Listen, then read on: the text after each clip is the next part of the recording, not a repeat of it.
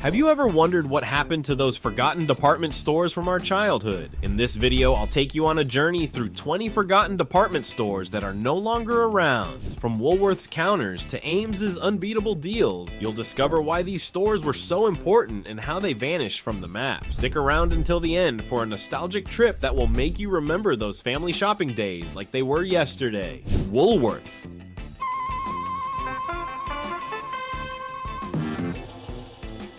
Woolworth's was everywhere. It wasn't just a place to shop, it was a part of everyday life. Founded in 1879, it became famous for its 5 and dime model, where you could buy almost anything for just a few cents. Need school supplies? Woolworth's had it. Candy? Of course. You could even grab a pet goldfish or parakeet. And who could forget those iconic lunch counters? A grilled cheese and soda for less than $1. It was where everyone gathered, especially during the holidays. At its peak, Woolworth's had over 2,000 stores worldwide. It was a pioneer in making shopping accessible to the middle class, and it even sold the first ever Christmas tree lights in the 1920s. The layout was always the same, wide aisles packed with goods, and that nostalgic smell of popcorn. Woolworth's was where many Americans experienced their first taste of consumer culture. But what people may not remember is Woolworth's role in the 1960 Greensboro sit-ins. 4 black students protested segregation by sitting at the Woolworth's whites-only counter, sparking a nationwide movement. By the 1980s, the charm wore off. Big box stores like Walmart undercut prices, and Woolworth's didn't keep up. Its failure to adapt was its downfall, and by 1997, it was gone. Montgomery Ward. Hey, I'm a believer. Montgomery Ward, a brand new savings store. Montgomery Ward was the Amazon of its time, no exaggeration. Founded in 1872, it was the first company to offer mail-order catalogs, delivering everything from furniture to farming tools directly to people's homes. Imagine receiving a catalog with over 10,000 items in the 19th century. For rural families, it was a game changer. If you needed a new stove or winter coat, you didn't have to leave your house. Just flip through the Montgomery Ward catalog. By the early 1900s, Montgomery Ward stores popped up across the US, and it became a household name. The company was known for high-quality products at reasonable prices, and their catalog was so popular that it was dubbed the Wish Book. During the Great Depression, they even supported farmers by offering low-cost equipment, making them a trusted brand in tough times. But few people know that Montgomery Ward also played a role in World War II by helping the government with supplies. It wasn't just a retailer, it was part of America's backbones. So what happened? By the 1980s, competitors like Sears and the rise of shopping malls hit hard. Montgomery Ward was slow to embrace modern retail trends, and mismanagement led to its decline. After 128 years, it closed its doors for good in 2001. If you're curious about Montgomery Ward, we've got a full video on the channel that covers the store's entire history, from its rise to its fall. You can find it in the card above, but don't cheat. Watch this video all the way through first. Gimbels.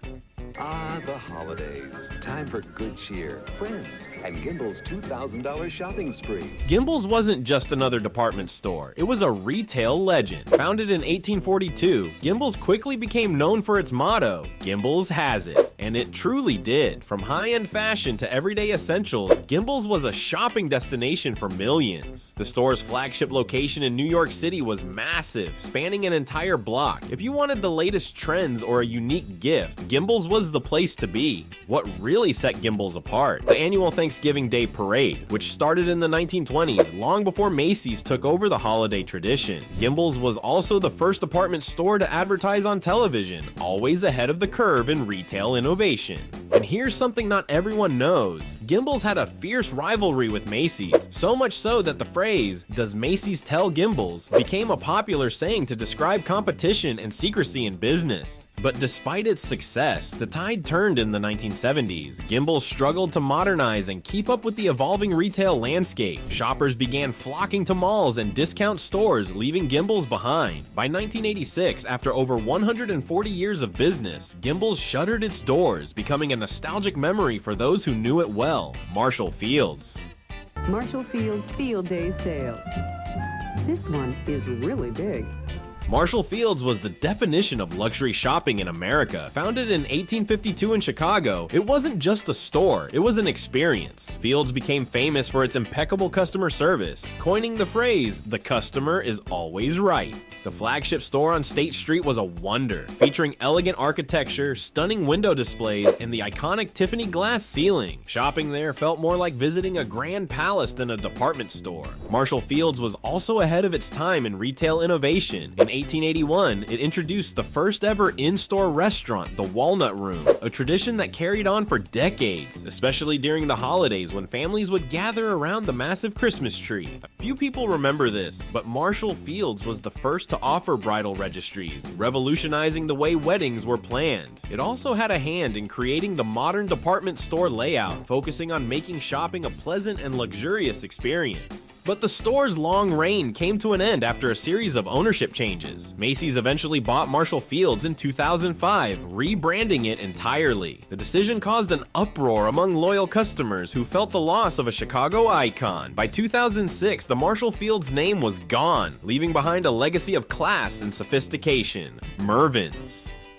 You'll find lots of great gift ideas at Mervyn's today. Mervyn's was the go-to department store for families looking for affordable, stylish clothes and home goods. Founded in 1949 in California, it quickly gained popularity by offering great deals without sacrificing quality. Unlike higher-end stores, Mervyn's found its niche in middle-class America, providing everything from back-to-school outfits to holiday decorations at reasonable prices. Walking into a Mervyn's felt casual and comfortable, yet you could always find a hidden gem or a sale that made the trip worth it.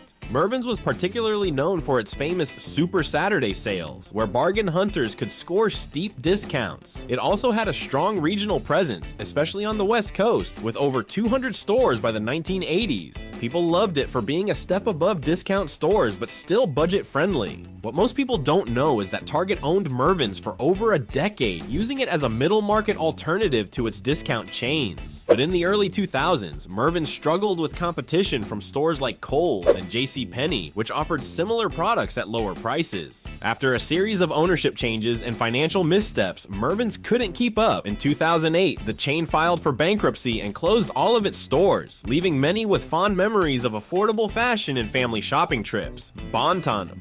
Your fashion store. The Bon-Ton.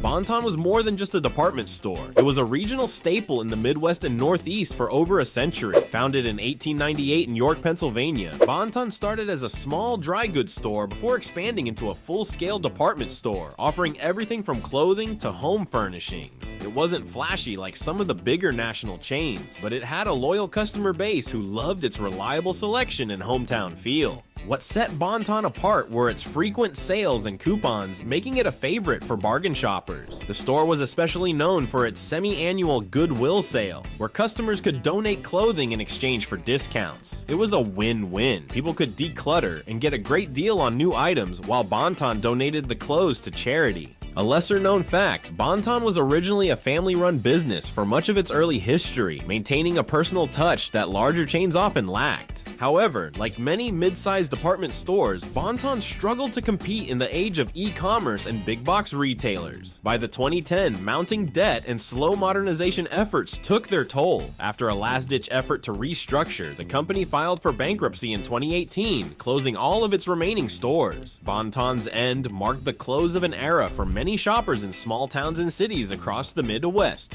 Hecht's. Holiday gift giving begins with the biggest sale of the year, starting tomorrow at Hecht's.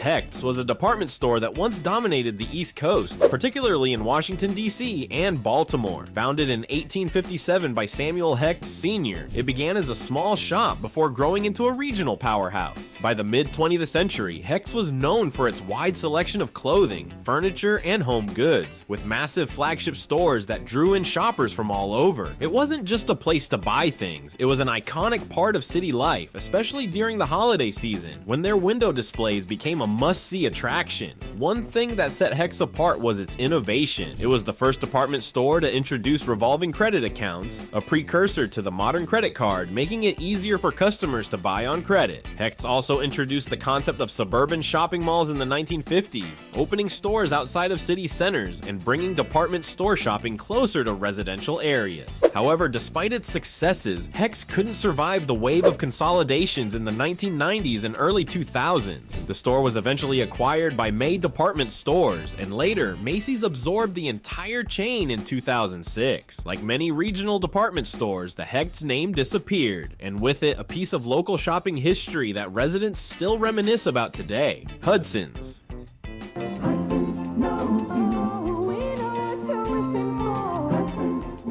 Hudson's was more than just Detroit's go-to department store, it was an institution. Founded in 1881 by Joseph Lothian Hudson, the store started small but quickly grew into a retail giant. By the 1920s, the flagship Hudson store in downtown Detroit was the tallest department store in the world, boasting 25 floors and occupying an entire city block. Walking through Hudson's was an event. It had everything from high-end fashion to home furnishings, and the experience was unmatched, especially during the holidays with its legendary window displays and rooftop Santa Claus. What most people don't realize is that Hudson's played a crucial role in the rise of Detroit's economy. It provided jobs to thousands of workers, and its iconic annual Dollar Days sales drew shoppers from across the Midwest. One fun fact: Hudson's once had the world's largest in-store book department, attracting readers from all over. But as the years passed, Hudson's couldn't keep up with changing retail trends. The rise of suburban shopping malls in the 1970s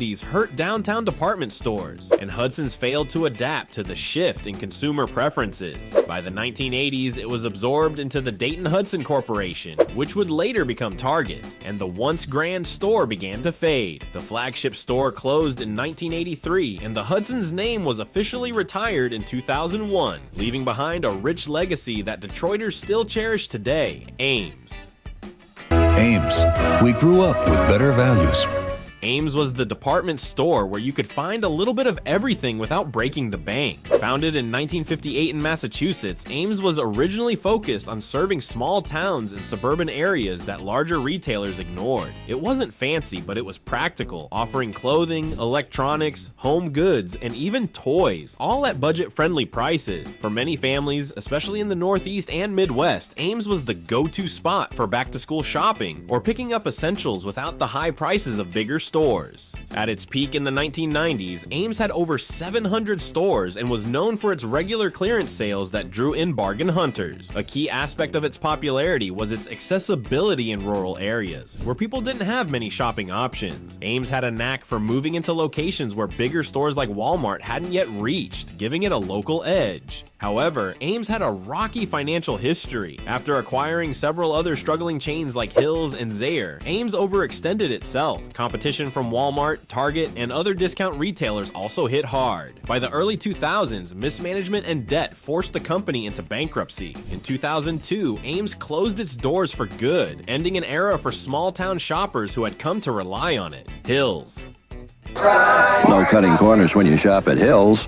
With the best brands and best prices, we're the store for great family value. Hills was a beloved department store chain, particularly known throughout the Midwest and Northeast. Founded in 1957 in Massachusetts, Hills had a simple but effective business model: offer quality products at low prices. It wasn't as flashy as some other chains, but it was where families went for everything from toys and clothing to home goods and snacks. Hills was especially famous for its toy section, which was a paradise for kids, particularly during the holiday season when the aisles were stocked with the latest must-have toys. One thing Hills did that shoppers loved was its snack bar. Yes, the store had its own little food counter where you could grab popcorn or a hot dog while you shopped. It made the whole shopping trip feel more like a family outing. Another well-loved feature was the chain's consistent everyday low prices, which kept customers coming back, knowing they could always find a deal. Despite its strong regional popularity, Hills couldn't keep pace with the growing competition from national chains like Walmart and Target. In the mid-1990s, it was acquired by Ames, Ames, which was already struggling itself. This merger didn't save either chain. By the early 2000s, both Ames and Hills had disappeared from the retail landscape, leaving behind fond memories of budget-friendly shopping trips and childhood toy hunts.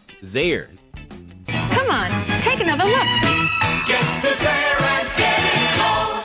Zayre was a discount department store that thrived during the 1960s and 70s, offering customers a wide variety of goods at affordable prices. Founded in 1956 in Massachusetts, Zayre was known for its no-frill shopping experience, just everyday essentials at prices that fit the average American family's budget. Whether it was clothing, housewares, or toys, Zayre aimed to be the go-to spot for those looking to stretch their dollar without sacrificing quality. One of Zayre's most memorable features was its constant clearance and markdown sections. Shoppers loved the thrill of hunting for bargains, and the store became a favorite for families on a budget. Zayre also expanded quickly, particularly in the Midwest and East Coast, and by the 1980s it had hundreds of locations. But while Zayre was once a powerhouse in the discount retail market, it struggled as larger competitors like Walmart and Target started to dominate. The store's outdated look and inconsistent product offerings didn't help, and Zayre couldn't keep up with the evolving retail landscape. In 1988, the company decided to shift focus entirely and sold off its department stores to Ames,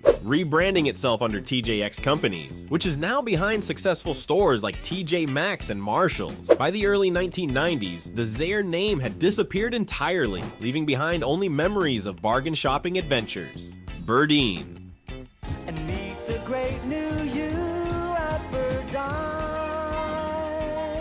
Burdine's was the pride of Florida, a department store that became synonymous with the Sunshine State's shopping experience. Founded in 1898 in Bartow, Florida, Burdine started as a small dry goods store before expanding into a regional giant. By the mid-20th century, it was known as the Florida Store, offering everything from fashion to home furnishings. Its vibrant tropical window displays were iconic, and for many Floridians, Burdine's was the go-to place for stylish clothes, especially beachwear and resort-style fashion. What really set Burdine's apart was its strong local identity. It catered to Florida's unique climate and lifestyle, selling light fabrics and colorful designs that reflected the state's sunny, tropical feel. During the holiday season, Burdine's Miami flagship became a must-see attraction, with elaborate Christmas decorations and festive events that drew crowds from all over. However, Burdine's independence came to an end in the 1990s when it was acquired by Federated Department Stores, which also owned Macy's. Over the years, the Burdine's name was slowly phased out, and by 2005, it was fully rebranded as Macy's, much to the disappointment of longtime shoppers. For many Floridians, Burdine's wasn't just a store, it was a part of their identity, and its loss marked the end of an era in Florida retail history. Caldor. We're everything you're looking for. We're your Caldor. Caldor was a regional discount department store that was once a staple across the Northeast. Founded in 1951 by Carl and Dorothy Bennett in Connecticut, hence the name Caldor, it quickly grew into a popular chain offering affordable clothing, electronics, home goods, and toys. At its height, Caldor operated over 150 stores, mainly in suburban areas, and became known as the Bloomingdale's of discounting due to its blend of style and affordability. Caldor was a favorite for families looking for quality products without the high-end prices. Its annual back-to-school and holiday sales were major events, drawing in crowds eager for bargains. The stores were spacious, well-stocked, and conveniently located near residential areas, making it a go-to spot for everyday shopping. Despite its success, Caldor faced tough competition in the 1990s as big-box retailers like Walmart and Target expanded into its territory. Struggling to keep up, Caldor filed for bankruptcy in 1995, attempting to restructure. However, mounting debt and increased pressure from larger chains led to its downfall. By 1999, all Caldor stores had closed, marking the end of a discount retailer that many in the Northeast grew up with and relied on for decades. Stewart's. Find this royal Christmas treasure now. Where?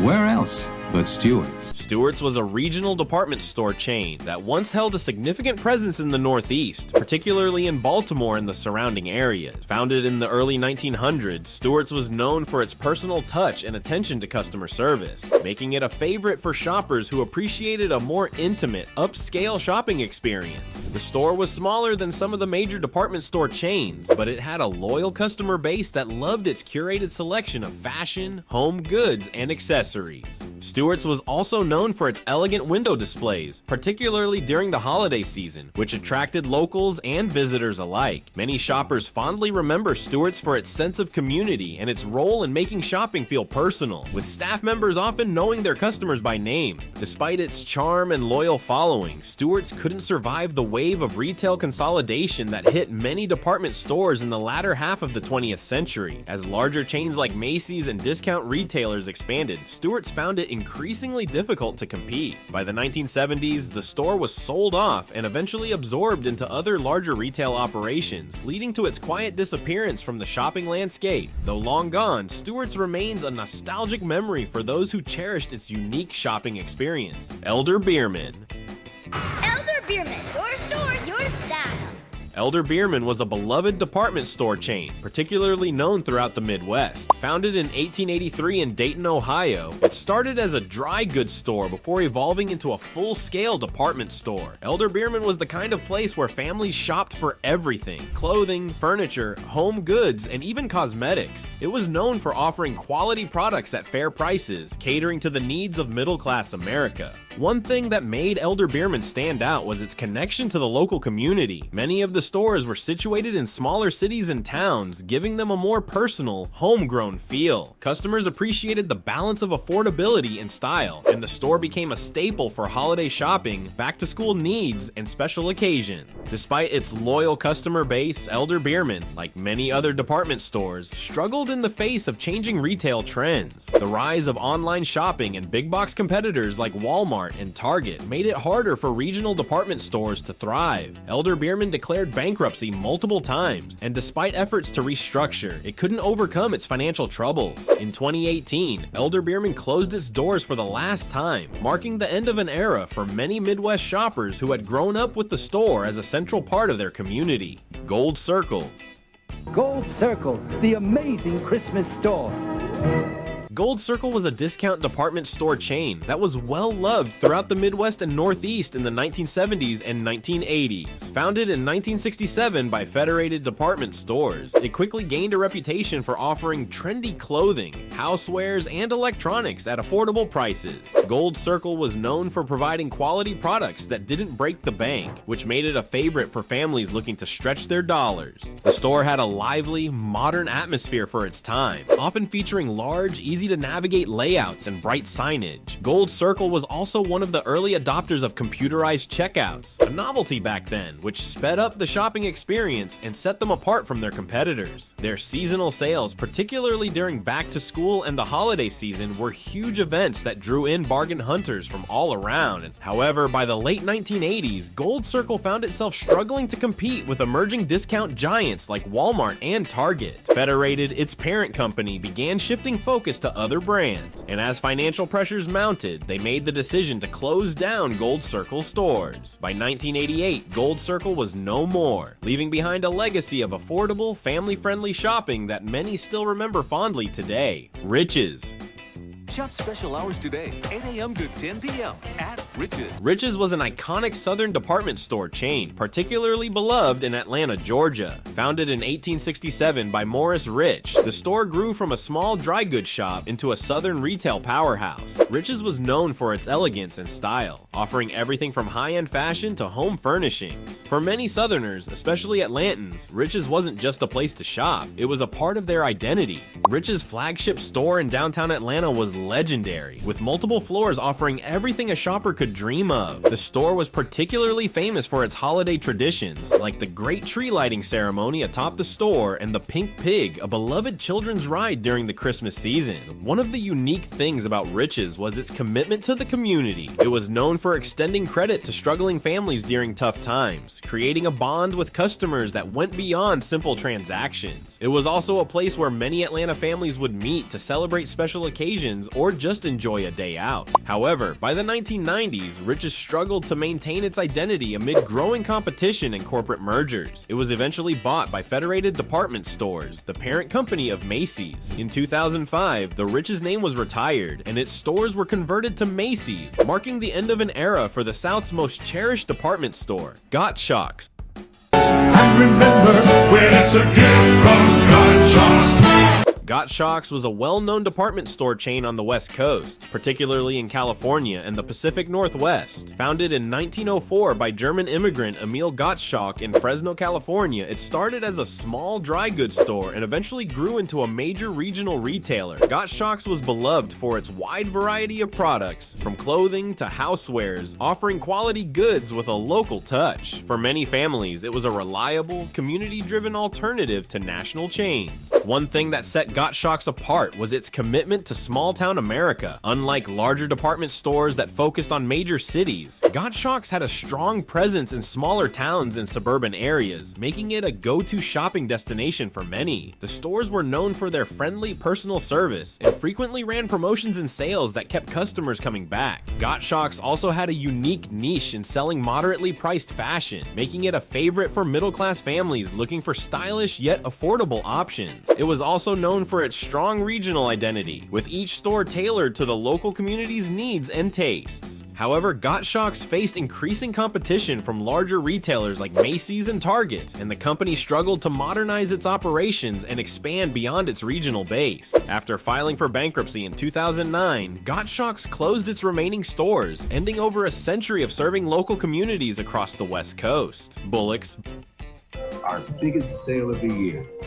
Bullock's pre-season sale. Don't delay. Bullock's was a legendary department store chain that defined upscale shopping on the West Coast, particularly in Los Angeles. Founded in 1907 by John G. Bullock, the store quickly became known for its luxury, style, and elegance. The original Bullock store in downtown Los Angeles was a masterpiece of architecture, offering an experience that blended opulence with top-tier customer service. It wasn't just a department store, it was a destination where shopping felt glamorous. One of Bullock's most famous locations was Bullock's Wilshire, an iconic Art Deco building that opened in 1929 and catered to Hollywood's elite. Stars like Greta Garbo and Clark Gable were known to shop there, further cementing Bullock's reputation as the place to see and be seen. Bullock's Wilshire was one of the first stores to offer valet parking for its wealthy clientele and even had a salon and tea room, making it more than just a shopping trip. Bullock's was also known for its exclusivity, offering high-end fashion that could only be found within its walls. Whether you were looking for the latest couture or elegant home furnishings, Bullock's had it. Despite its prestige, Bullock's couldn't withstand the consolidation of department stores in the 1980s and 1990s. It was acquired by Federated Department Stores, now Macy's, and by the mid-1990s, the Bullock's name was phased out entirely. Though the brand is gone, Bullock's remains a symbol of an era when department stores were as much about the experience as the products they sold. Lazarus. Only at Lazarus stock-up sale, and only through Saturday. Lazarus was a beloved Midwestern department store chain, deeply rooted in the history of Ohio. Founded in 1851 in Columbus by Simon Lazarus, it began as a humble men's clothing store and grew into a regional retail giant known for its high-quality merchandise and exceptional customer service. For over 150 years, Lazarus was synonymous with family shopping, offering everything from fashion and furniture to cosmetics and home goods. Lazarus was a pioneer in many aspects of retail. It was one of the first department stores to introduce air conditioning, escalators, and in-store credit cards, making shopping more comfortable and accessible. The store also created memorable experiences for families, particularly during the holiday season. Lazarus was famous for its stunning Christmas window displays, which drew crowds and became a cherished tradition in Ohio. What many people don't realize is that Lazarus played a significant role in shaping the modern department store. The family-run business was known for its innovation, being one of the first to introduce the concept of the money-back guarantee, which became a standard practice in retail. However, in the 1990s, Lazarus began to struggle as corporate mergers reshaped the retail landscape. Federated Department Stores, which owned Lazarus, eventually decided to consolidate its regional brands under the Macy's name. By 2005, the Lazarus name was retired, ending an era for Midwestern shoppers who had long considered it a family tradition. From Woolworths to Montgomery Ward, these department stores were once cornerstones of American life, offering everything from fashion to home essentials. Stores like Gimbels, Marshall Field's, and Bullock's shaped not only how we shopped, but also the culture of their communities. Sadly, competition, mismanagement, and changing retail landscapes led to their eventual downfall, leaving behind only memories of family shopping trips and iconic holiday displays. gift. If you remember these stores, share your memories in the comments below. Don't forget to subscribe for more nostalgic trips down memory lane. Sears was more than just a store. It was where you got your first bike, where your dad bought his tools, where your family shopped for back-to-school clothes. Today, we're reopening the doors of Sears to relive those memories and understand why they're now just that, memories. Picture this. It's 1960, and you're stepping into a Sears store. The smell of fresh popcorn wafts through the air, mixing with the scent of new leather from the shoe department. Kids are tugging at their parents' sleeves, pointing excitedly at the latest toys. The ding of cash registers and the hum of friendly chatter fill your ears. Now let's hop into our retail time machine and journey through Sears history. We'll explore how a small watch company grew into America's favorite store, and then, well, you might be surprised by what happened next. From catalog to catastrophe, Sears has quite a story to tell. So grab your shopping cart and let's take a stroll down the aisles of retail history. The beginnings of Sears. Our retail time machine takes us back to 1886, where we find a young Richard Warren Sears working as a station agent in North Redwood, Minnesota. One day, a shipment of unwanted gold watches arrives at his station. Sears, sensing an opportunity, buys the lot for $12 each. He then sells them to other agents for $14, pocketing a tidy $2 profit per watch. This small venture ignites a spark in Sears. He quits his job and starts a mail-order watch business in Minneapolis. By 1887, he's joined forces with watchmaker Alva Roebuck, and Sears, Roebuck and Company, is born. Now, you might be thinking, big deal, so they sold some watches. But here's where it gets interesting. In 1896, something happens that changes everything for Sears and for rural America. The government introduces rural free delivery. Suddenly, Sears can reach customers in the remotest corners of the country. And boy, do they take advantage of it. The Sears catalog explodes from a simple watch and jewelry pamphlet into a mammoth book offering everything under the sun. Imagine, you're a farmer's wife in 1900. Your nearest general store is a day's wagon ride away. Then one day, this hefty book lands in your mailbox. You open it up, and there's a whole world at your fingertips. Sewing machines, bicycles, musical instruments, even entire houses, all available with just a letter and a money order. The Sears catalog wasn't just a book. It was a window to the world, a wish book that brought dreams to life. Kids would spend hours poring over the toy section, circling their favorites. Adults would debate the merits of different tools or home goods. It was Amazon before the internet, Netflix before TV. But Sears didn't stop there. They kept innovating, kept expanding. By 1908, you could order an entire house from Sears. Yes, a house. They'd ship you all the materials and instructions, and you'd build it yourself. Over 70,000 of these kit homes were sold between 1908 and 1940. Now, let's fast forward to 1925. Sears has been ruling the mail-order roost for decades, but times are changing. More people are moving to cities and suburbs. Cars are becoming common, and Sears decides to make a bold move. On February 2nd, 1925, Sears opens its first retail store on Chicago's West Side. It's a gamble, but it pays off big time. The store is a hit, combining the vast selection of the catalog with the immediate gratification of in-person shopping. This first store marks a turning point for Sears.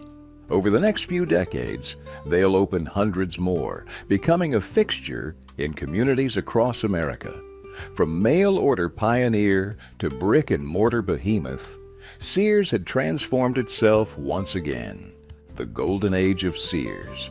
Welcome to the 1950s, where Sears reigns supreme as America's favorite store. Picture Main Street, USA, bustling with shoppers, all converging on that familiar Sears sign. It's not just a store, it's a one-stop shop for the American dream. Step inside, and you're greeted by a cornucopia of products. From the latest washing machines to stylish clothing, from power tools to perfumes, Sears has it all.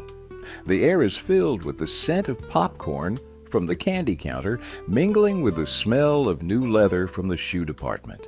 Kids are tugging at their parents' sleeves, eyes wide at the toy displays. It's more than shopping. It's an experience. But what really set Sears apart wasn't just its vast selection. It was the customer service that made you feel like family. Need a new refrigerator? The salesman wasn't just there to make a sale. He was there to help you find the perfect fit for your kitchen. And if something went wrong, no worries. Sears' satisfaction guarantee had you covered. Now let's talk about the brands that became household names. First up, Craftsman. These weren't just tools, they were a rite of passage. Fathers passed down their Craftsman toolboxes to their sons, knowing the lifetime guarantee meant these tools would last for generations. A broken Craftsman wrench. Just bring it back, and they'd replace it, no questions asked. Then there was Kenmore. These appliances weren't just reliable, they were the backbone of the American household. From washers that could handle a Little League team's uniforms to refrigerators that could feed a growing family, Kenmore was there, making life a little easier for millions of Americans. And who could forget die-hard batteries? These power cells lived up to their name, starting cars in the deepest cold of winter and the sweltering heat of summer. They became so trusted that "it's gotta die hard" was all you needed to say to vouch for a vehicle's reliability. But the real magic happened every fall when the Sears Christmas Wish Book arrived. This wasn't just a catalog, it was a portal to childhood wonder. Kids would spend hours poring over its pages, circling their dream toys with hope in their hearts. Parents would secretly note those circles, planning surprises for Christmas morning. The Wish Book wasn't just selling products, it was selling the magic of the holiday season. As Sears' success grew, so did its ambitions. In 1974, they unveiled a towering symbol of their dominance, the Sears Tower in Chicago. For 22 years, it stood as the world's tallest building, a 110-story exclamation point on Sears' rule over American retail. From its observation deck, you could see 4 states, a fitting metaphor for Sears' vast reach across America. But even as Sears reached new heights, storm clouds were gathering on the horizon. New competitors were emerging, with names like Walmart and Kmart. These upstarts were leaner, hungrier, and ready to challenge the retail giant. The world was changing, and the question was, could Sears change with it? The beginning of the end. As the 1970s rolled around, Sears stood tall as America's retail giant. But change was in the air, and new challengers were emerging from the discount store landscape.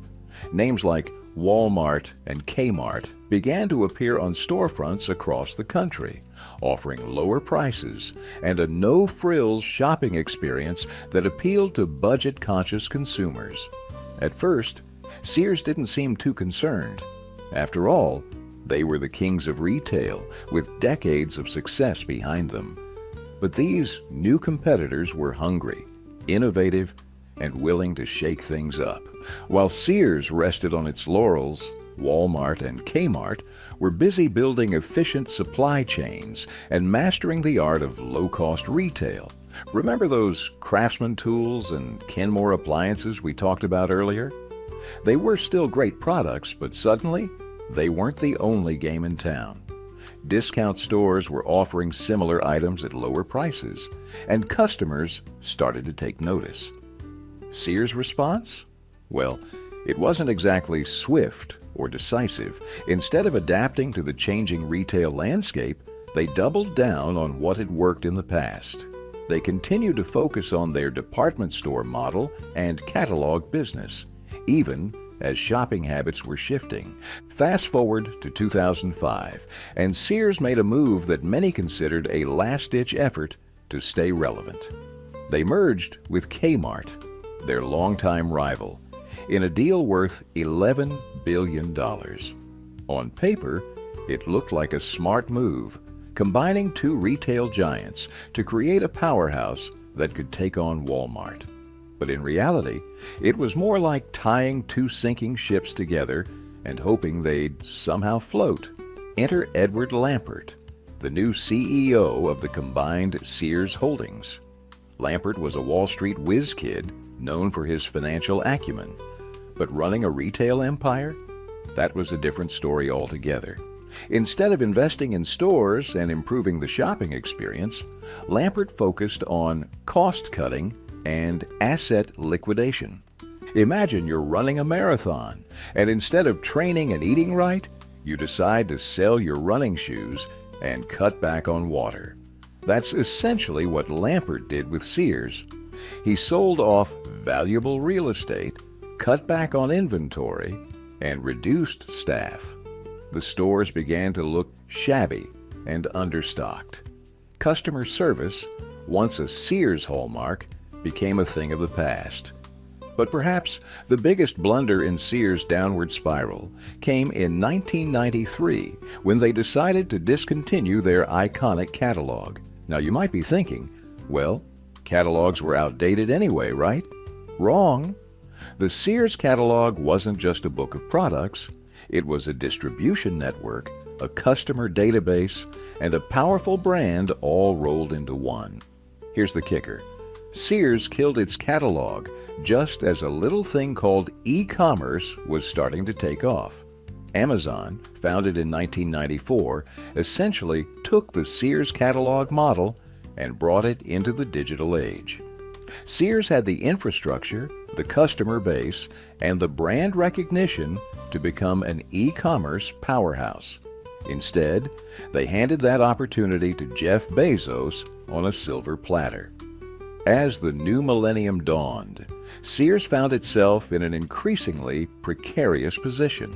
The merger with Kmart hadn't produced the turnaround they'd hoped for. Their stores were aging and uninviting.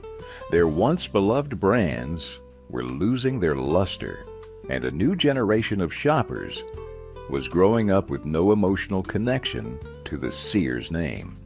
By 2010, the writing was on the wall. Sears Holdings reported its first annual loss in decades. The company that had once been synonymous with American retail was now hemorrhaging money and customers. The decline that had started as a trickle in the 1970s had turned into a flood. The fall of an American icon. Remember those bustling Sears stores we talked about earlier? Well, by 2017, they were becoming a rare sight. The retail giant that once boasted over 3,500 locations across America had dwindled to a mere 685 stores. It was like watching a mighty oak wither branch by branch. But it wasn't just the store closures that were breaking hearts. Sears began selling off its crown jewels, those beloved brands that had been part of American households for generations. Craftsman Tools, the backbone of many a home workshop, was sold to Stanley Black and Decker in 2017. Imagine the shock of loyal customers who had grown up believing that Craftsman and Sears were inseparable. And it didn't stop there. The Kenmore appliance brand, once synonymous with reliability and value, was put up for sale. Even Die-Hard Batteries, the brand that had started countless cars on cold winter mornings, was on the chopping block. It was like Sears was selling off pieces of its very identity, leaving longtime customers wondering what would be left. At the helm of this sinking ship was CEO Edward Lampert, a figure who became increasingly controversial as Sears' fortunes declined. Lampert wore two hats. He was both the CEO of Sears and the head of a hedge fund that owned a significant stake in the company. This dual role raised eyebrows and led to some questionable decisions. Instead of investing in store renovations or improving the shopping experience, Lampert seemed more focused on financial maneuvers. He orchestrated complex deals that appeared to benefit his hedge fund while doing little to revive Sears' retail operations. It was as if the captain of the Titanic was more interested in rearranging the deck chairs than steering away from the iceberg. For longtime Sears employees and customers, watching this decline was like losing a member of the family. Generations of Americans had grown up with Sears as a constant presence in their lives. It was where you got your first bicycle, where your parents bought their first home appliances, where families did their back-to-school shopping. Imagine being a Sears employee who had worked there for decades, watching as your workplace slowly faded away. Or picture yourself as a retiree walking into your local Sears only to find empty shelves and store closing signs. The emotional impact was profound. It wasn't just a store closing, it was the end of an era.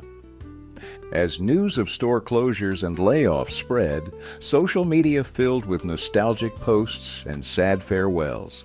People shared memories of childhood visits to Sears, of flipping through the wish book catalog, of their first job at the local Sears store.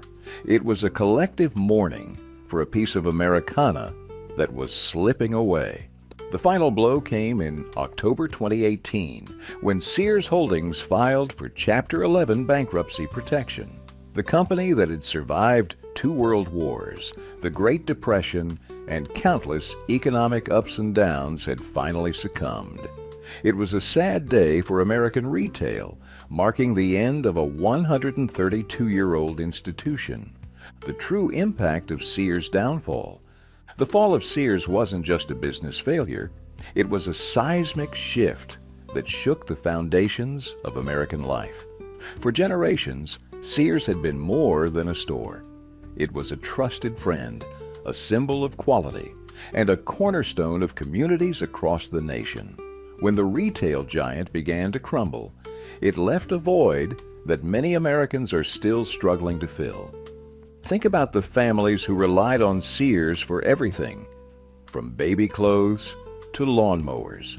For them, the store's decline meant more than just finding new places to shop. It meant saying goodbye to a part of their family history. How many of us can remember our parents or grandparents pulling out that thick Sears catalog, planning purchases for the coming year? Those catalog browsing sessions weren't just about shopping. They were family traditions, moments of dreaming and planning together. And what about the loyal Sears employees? These weren't just jobs. They were careers, often spanning decades. Imagine dedicating 30 years of your life to a company only to watch it slowly fade away. The pride these workers felt in their roles, in being part of the Sears family, was replaced by uncertainty and heartbreak. Many found themselves suddenly jobless in their 50s or 60s, facing a job market that had changed dramatically since they first donned their Sears name tags. For customers, the loss was deeply personal. Sears wasn't just where you bought things, it was where life happened. It's where you got your first bike, where your mom bought her first washing machine, where your dad showed you how to pick out the right tools. Each store closure felt like losing a piece of your own history. The shock of Sears' downfall was amplified by the seemingly callous decisions made by those at the top.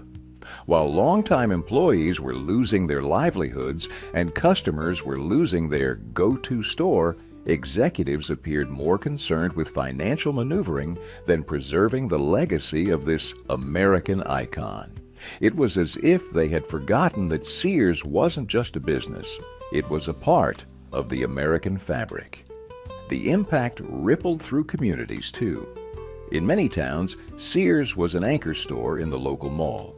When it closed, it left a gaping hole, both literally in the mall and figuratively in the community. Other businesses that relied on the foot traffic Sears generated often followed suit, leading to a domino effect of closures. Towns that once buzzed with shoppers on weekends now had empty parking lots and quiet streets. For many Americans, watching Sears decline was like watching a slow-motion car crash. They could see it coming, but felt powerless to stop it. Each announcement of store closures or brand sales was met with a mix of nostalgia and resignation. Social media filled with posts of people sharing their Sears memories, almost like they were eulogizing a dear friend. The loss of Sears also marked the end of a certain kind of American optimism. Sears had been a symbol of the American dream, the idea that with hard work and the right tools, often bought from Sears, you could build a better life for yourself and your family. Its fall seemed to echo a broader shift in American society, a move away from the reliable, steady progress that Sears had represented for so long. But perhaps the most profound impact was on our collective sense of trust.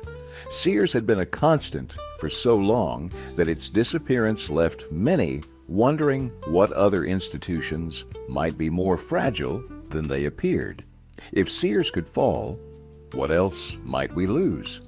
The fall of Sears wasn't just the end of an era in retail, it was a stark reminder of the fragility of the things we consider permanent. In its decline, many saw the loss of something bigger, a piece of American identity, a confidence in steady progress, and a nostalgia for a time when things felt more stable, more secure. But like all change, it also pushes us to reflect on what we value, what we're willing to fight for, and how to rebuild a future that honors our roots despite the losses. If you found this video meaningful, please consider subscribing and giving it a thumbs up. It really helps us out. Thanks for watching, and I hope you have a wonderful day. Long before Walmart ruled the grocery world, there was one name that stood above all, A&P. But what happened to this once mighty giant? Today, we're diving into the rise, fall, and golden years of A&P, the store that forever changed how Americans shopped. Let's go back to 1859, when two guys named George F. Gilman and George Huntington Hartford started a little mail-order tea business in New York City. They called it the Great American Tea Company. Pretty fancy name for a small shop, right? But these fellas had big dreams. By 1870, they decided tea wasn't enough. They renamed their company the Great Atlantic and Pacific Tea Company. Yep, that's where A&P comes from. And started selling coffee, spices, and other goodies. Little did they know, this was just the beginning of something huge. Now what if I told you that this little tea shop would one day feed 1 in 10 Americans? Sounds crazy, doesn't it? Well, stick around, because we're about to unpack the incredible story of A&P and how it became a true American icon. A&P's rise to grocery dominance.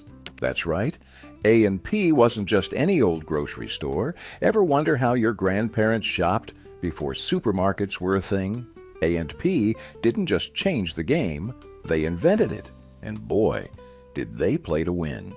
In the early 20th century, A&P took off like a rocket. They went from 400 stores in 1912 to a whopping 16,000 by 1930. Just imagine that. In less than 2 decades, they became the biggest grocery retailer in the world. It's like they were opening a new store every day. But A&P wasn't just about quantity. They were smart cookies who knew how to give customers what they wanted. Back in 1912, they came up with this brilliant idea called economy stores. These places were no frills, but they had something everyone loved: low prices. And let me tell you, folks ate it up. A&P was running on a slim 12% profit margin, but it was enough to fuel their incredible growth. Now, here's where it gets really interesting. During World War I, when times were tough for many Americans, A&P's low prices were a godsend. By 1920, they were selling $235 million worth of groceries from 4,588 stores. That's a lot of beans and potatoes. But A&P wasn't content with just being big. They wanted to be innovative too. Ever heard of store brands? Well, A&P was one of the first to introduce them, and one of their brands became a household name: 8 o'clock coffee.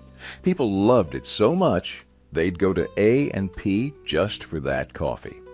By the 1940s, A&P had become such a big deal that they were taking in 10% of all the money Americans spent on groceries. Think about that for a second. 1 in every $10 spent on food was going to A&P. That's more than impressive. That's downright revolutionary.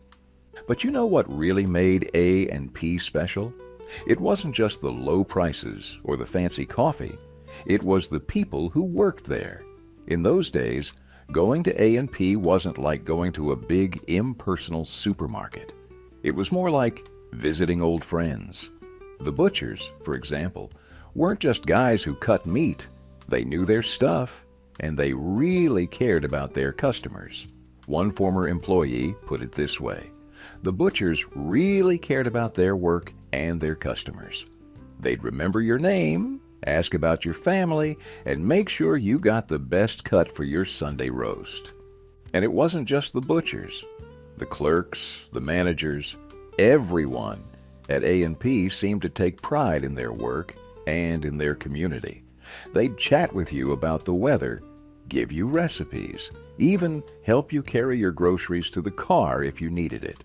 It was like being part of a big friendly family. A&P also had some pretty clever marketing tricks up its sleeve.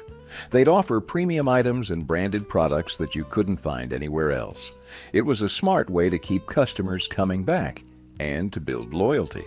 After all, if you could only get your favorite coffee or that special canned peach at A&P, where else would you shop? Revolutionizing the shopping experience, A&P's clever marketing wasn't the only thing that kept customers coming back. In 1936, they completely changed the grocery shopping experience. Gone were the days of small, cramped stores. A&P was about to introduce something big, literally. What happened next would transform not just A&P, but the entire American shopping landscape. You see, A&P decided to shake things up with the introduction of the self-service supermarket model. Now, this might not sound like a big deal to us today, but back then, it was revolutionary. Imagine walking into a store where you could actually pick up and examine products yourself, instead of having a clerk fetch everything for you. It was like giving shoppers the keys to the kingdom. This shift from small stores to larger supermarkets wasn't just about size, it was about variety.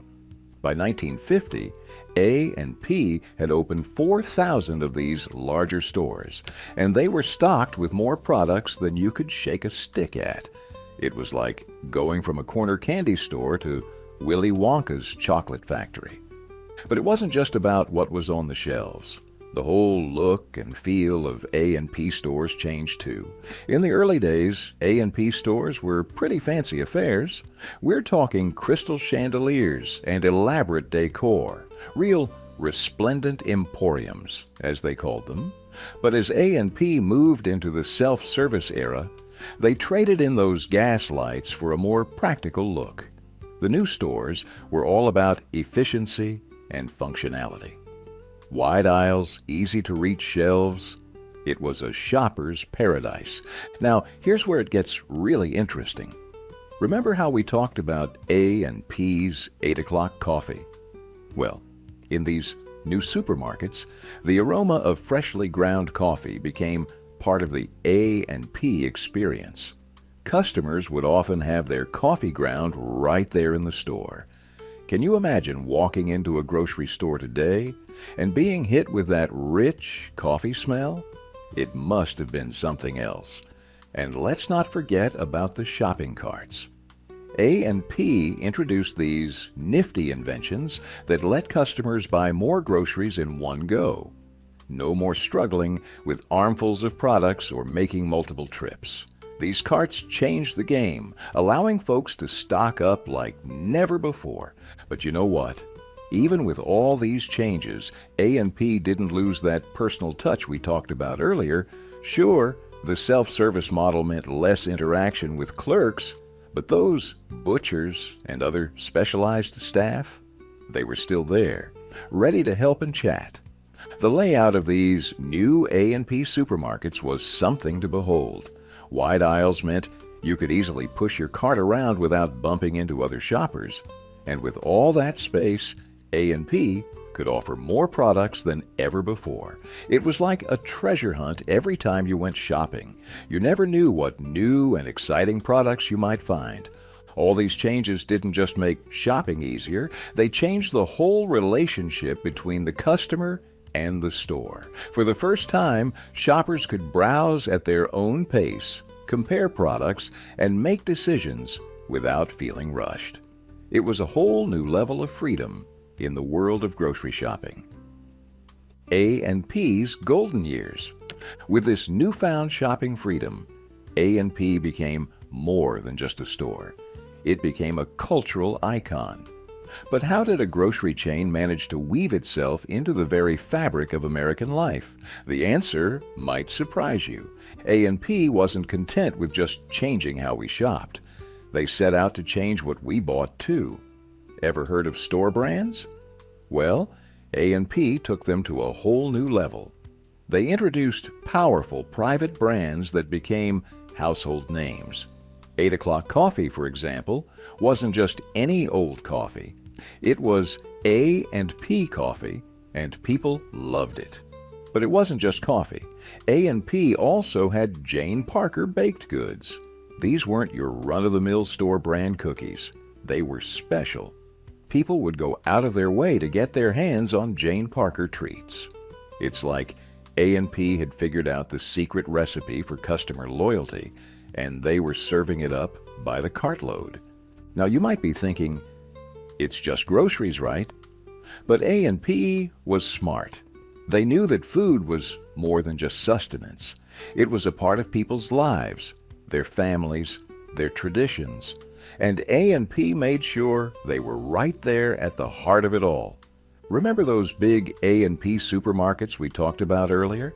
Well, they weren't just filled with groceries. They were filled with possibilities. A&P's marketing strategies included offering premium items and branded products. This wasn't just about selling stuff. It was about giving people choices, allowing them to treat themselves or save a buck, depending on what they needed. But here's where it gets really interesting. A&P didn't just want to sell you groceries. They wanted to be a part of your home. Ever heard of the China Through Grocery Purchases program? It was genius. Customers could collect dinnerware pieces over time with their grocery purchases. Imagine that, buying your weekly groceries and slowly building up a beautiful china set for your dining room. It's no wonder people kept coming back to A&P. They weren't just shopping. They were investing in their homes one grocery trip at a time. And let's not forget about the impact A&P had on American eating habits. By making a wide variety of food products available at lower costs, A&P didn't just change how we shopped, they changed how we ate. Suddenly, foods that were once considered luxuries became everyday items. A&P was democratizing the American diet one can of vegetables at a time. But you know what really made A&P special? It was the memories. Ask anyone who grew up with A&P, and they'll probably have a story to tell. Maybe it's about the smell of freshly ground 8 o'clock coffee wafting through the store, or maybe it's about picking out a special Jane Parker treat for Sunday dinner. One product that seems to hold a special place in many people's hearts is the A&P Spanish bar cake. It wasn't fancy, it wasn't expensive, but boy, was it good. For many, this simple cake represents everything that was great about A&P: quality, affordability, and a little bit of everyday indulgence. A&P wasn't just a part of people's shopping routines, it was a part of their lives. It was where families went to stock up for the week, where kids got their first jobs, where communities came together. In many ways, A&P was as American as apple pie, which, incidentally, you could probably find in their bakery section. The decline of an American icon. For decades, A&P was as constant as the seasons. But by the 1950s, cracks were starting to show in its once spotless aisles. How did a company that revolutionized grocery shopping become a cautionary tale in American business? Let's open the books on A&P's decline. It all started in the early 1950s. A&P, the grocery giant that had fed America for nearly a century, began to stumble. The company that once seemed unstoppable was now struggling to keep up with the changing times. What happened? Well, for starters, A&P failed to keep pace with its competitors. While other stores were opening larger supermarkets with all the modern bells and whistles, A&P was stuck in the past. It's like they were still trying to sell black and white TVs in a color TV world. But it wasn't just about the size of the stores. A&P was having a hard time figuring out what customers wanted. The grocery business was changing fast, and A&P just couldn't seem to keep up. It's like they were still offering Model Ts when everyone else had moved on to muscle cars. Now, you might be thinking, couldn't they just upgrade their stores? Well, here's the kicker. A&P was drowning in debt. They couldn't afford to make the changes they needed to stay competitive. It's like trying to remodel your house when you can barely afford the mortgage. And then there was the management. After John Hartford died in 1951, the new president, Ralph Berger, didn't have the same knack for the grocery business. It's like putting a plumber in charge of a tech company. Sure, he might know how to fix a leak, but does he know how to code? As the 1960s rolled around, things got even worse. A&P's management made some pretty questionable decisions. They were handing out generous dividends to shareholders, which sounds great, right? But here's the problem. All that money was going out the door instead of being reinvested in the company. It's like giving away all your savings instead of fixing the roof on your house. Meanwhile, the competition was getting fiercer. Discount retailers and bigger grocery chains were popping up left and right, offering better prices and a better shopping experience. A&P was like the aging heavyweight champ, trying to fend off younger, hungrier fighters. But A&P's troubles weren't just about money and competition. They were also having a hard time with their workers. There were disputes with unions over wages and benefits, which led to disruptions in their operations. It's like trying to run a race with your shoelaces tied together. As the years went by, A&P's struggle to innovate became more and more apparent. While other stores were investing in new technologies, A&P was still doing things the old-fashioned way. It's like trying to navigate with a paper map while everyone else is using GPS.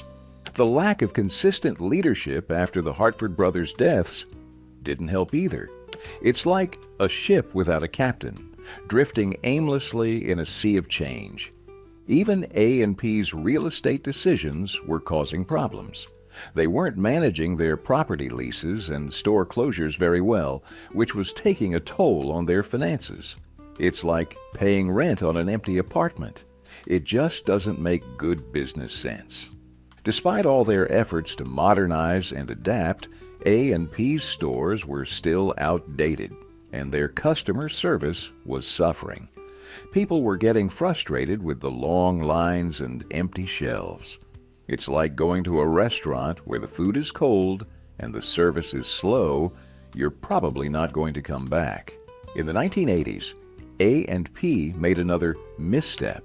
They focused heavily on their own store brands, which wasn't necessarily a bad thing, but they did it at the expense of national brands, which were becoming more and more popular.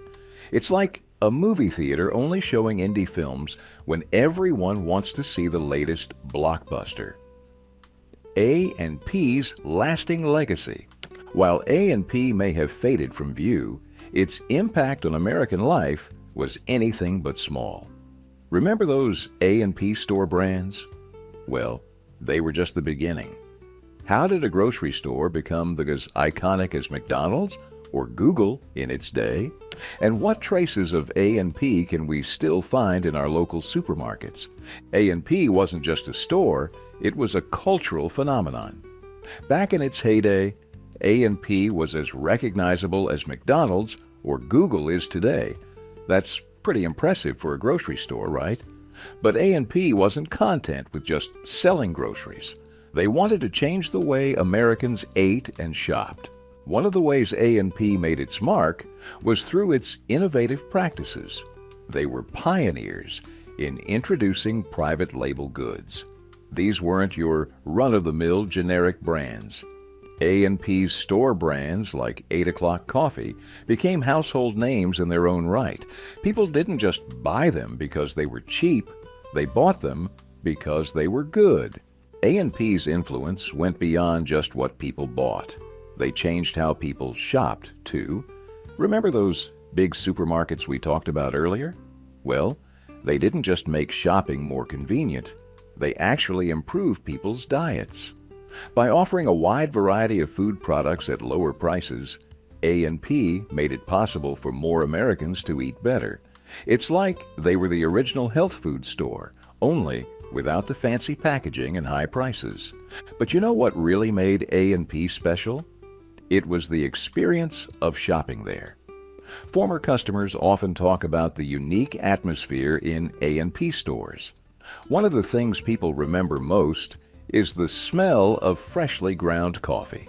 It's funny how a simple aroma can bring back so many memories, isn't it? And it wasn't just the customers who have fond memories of A&P. Former employees often talk about the strong relationships they built with both co-workers and customers. It was more than just a job. It was like being part of a big family. One former employee said the butchers really cared about their work and their customers. It's that kind of personal touch that's often missing in today's supermarkets. A&P also had some pretty clever marketing strategies.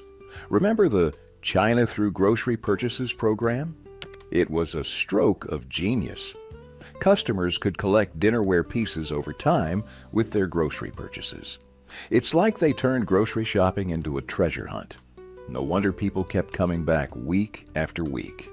Even though A&P stores are no longer around, their legacy lives on. Take 8 O'Clock Coffee, for example. It's still going strong, even without A&P. It's like a little piece of A&P history that you can still buy today. And every time someone picks up a bag of 8 O'Clock Coffee, they're experiencing a bit of A&P nostalgia, whether they realize it or not. But A&P's impact goes beyond just a few surviving brands. Many of the practices that A&P pioneered are now standard in the grocery industry. Those private label brands you see in every supermarket? You can thank A&P for that. The idea of a one-stop shop where you can buy everything from fresh produce to household goods, that's A&P's influence too.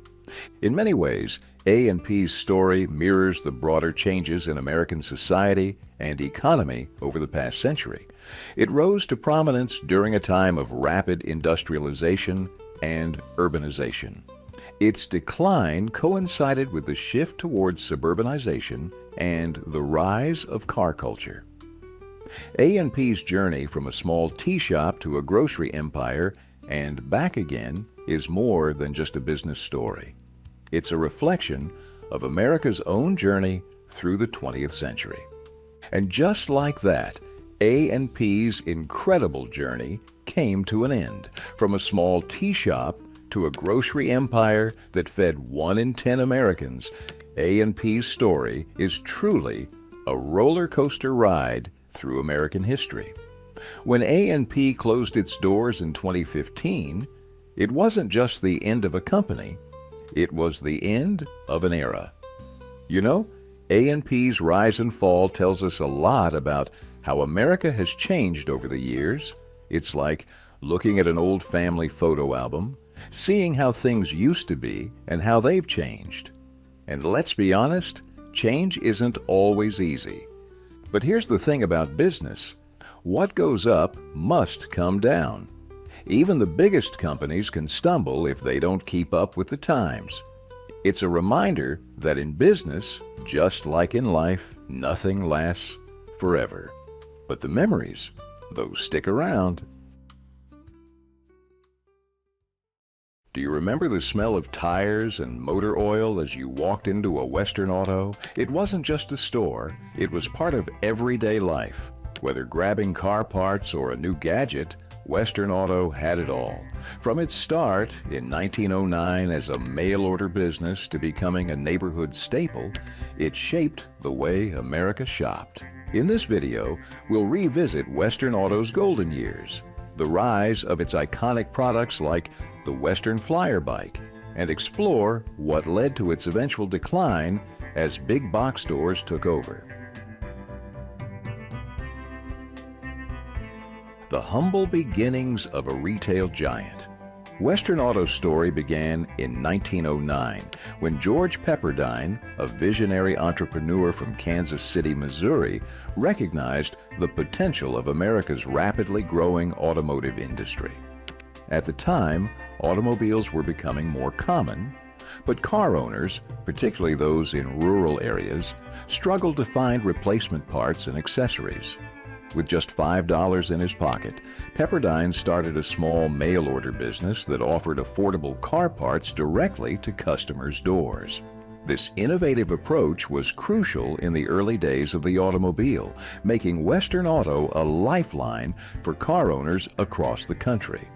Pepperdine's initial catalog was a modest affair, just a few pages long, offering items like tire repair kits, spark plugs, and parts for the Ford Model T, which was America's most popular car at the time. His business grew quickly, not just because of the products, but due to his hands-on approach. In fact, Pepperdine personally handled customer correspondence and ensured that orders were fulfilled efficiently.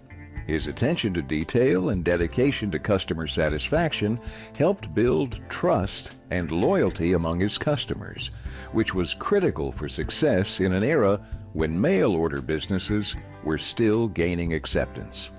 One fascinating fact that many might not know is that Western Auto played a key role in the rise of the do-it-yourself, DIY movement in America. Before the idea of going to a store and buying tools to fix your own car was mainstream, Western Auto empowered regular people to maintain and repair their own vehicles.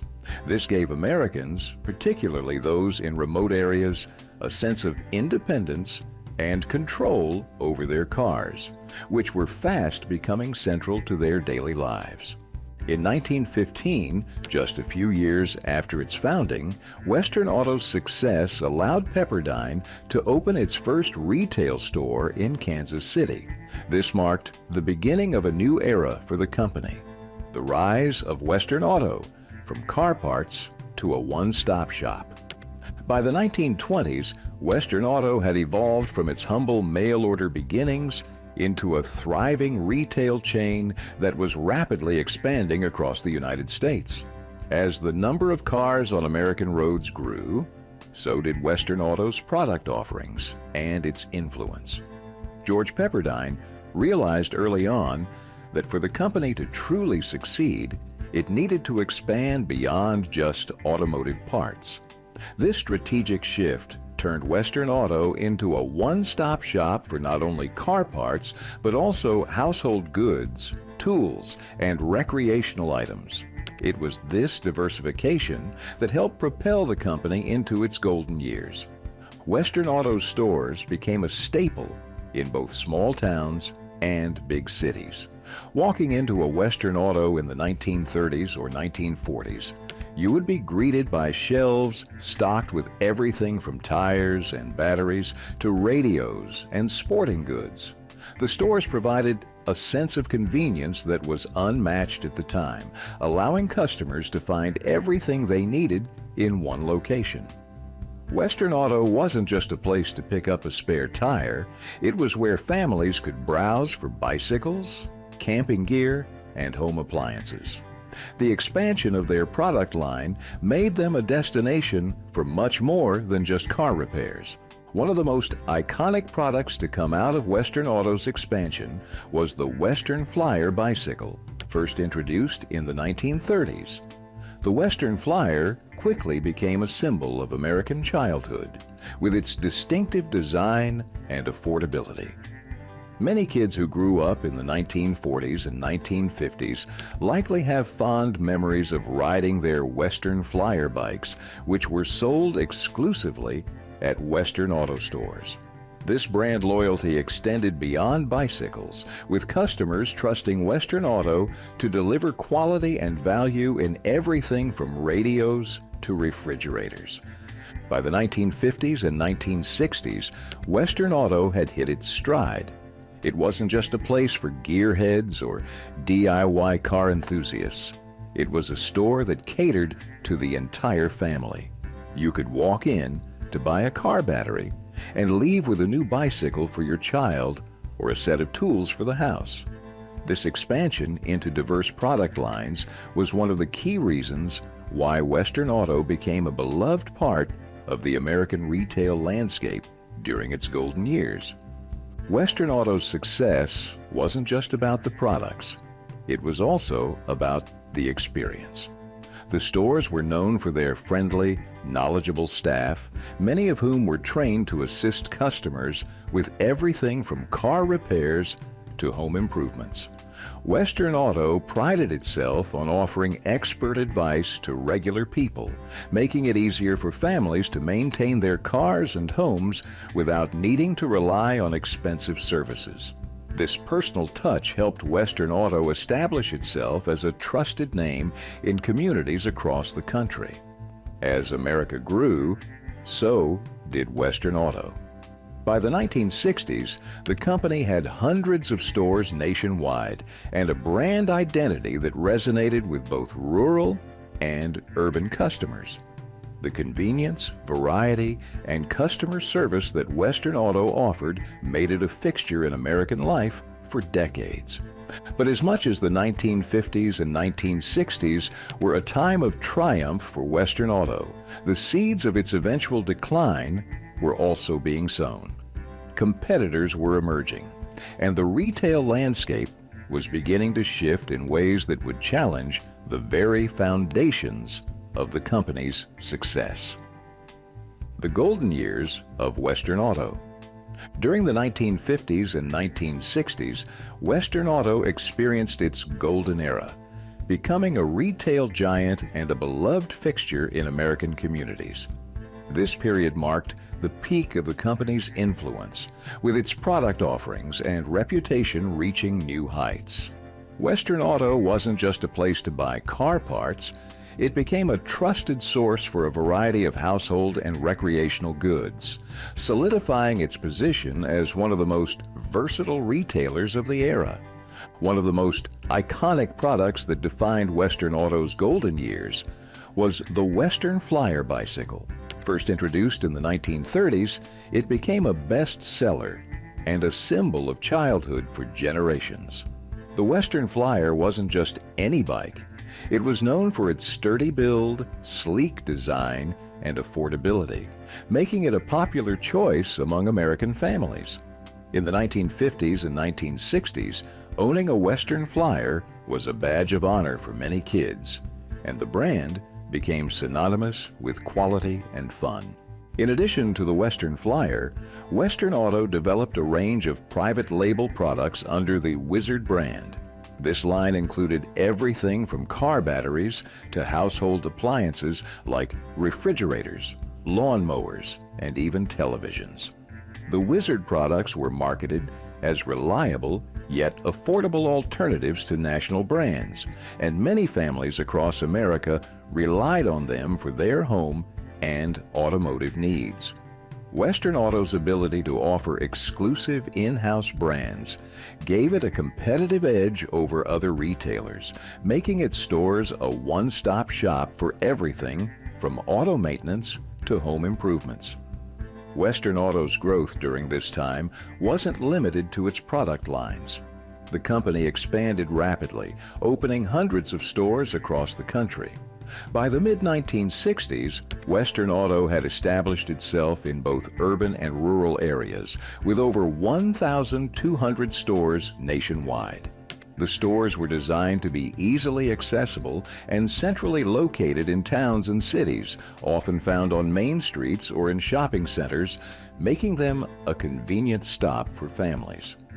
One fascinating aspect of Western Auto's business during its golden years was its role as an innovator in retailing techniques.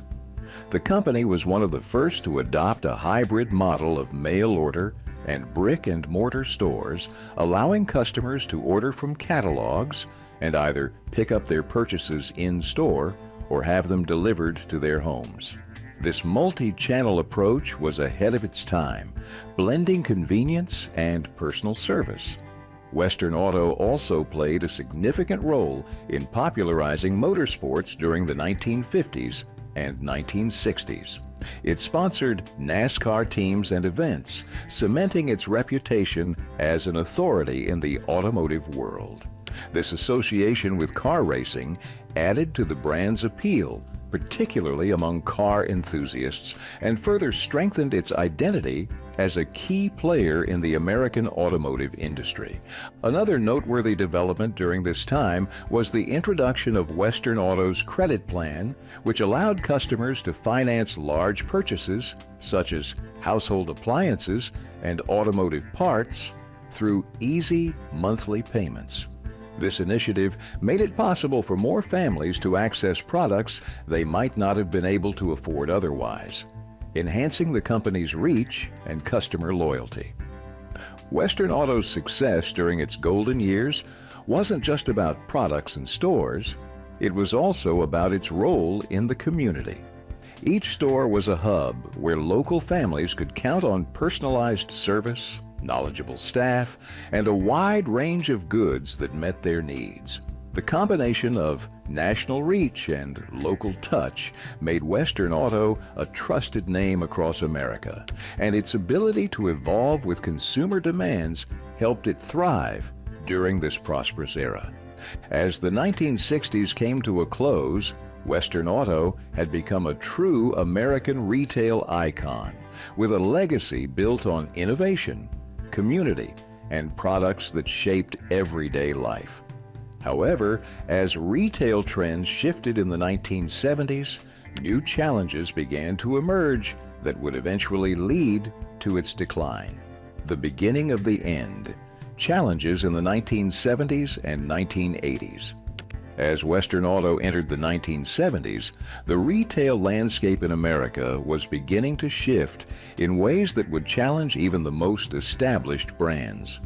What had worked so well for the company in previous decades, its wide range of products, its customer service, and its community-based stores, began to face stiff competition from emerging retail giants and changing consumer habits. The seeds of decline were sown during this period as the market evolved, and Western Auto struggled to adapt quickly enough. One of the most significant challenges Western Auto faced in the 1970s was the rise of big box retailers like Walmart and Kmart.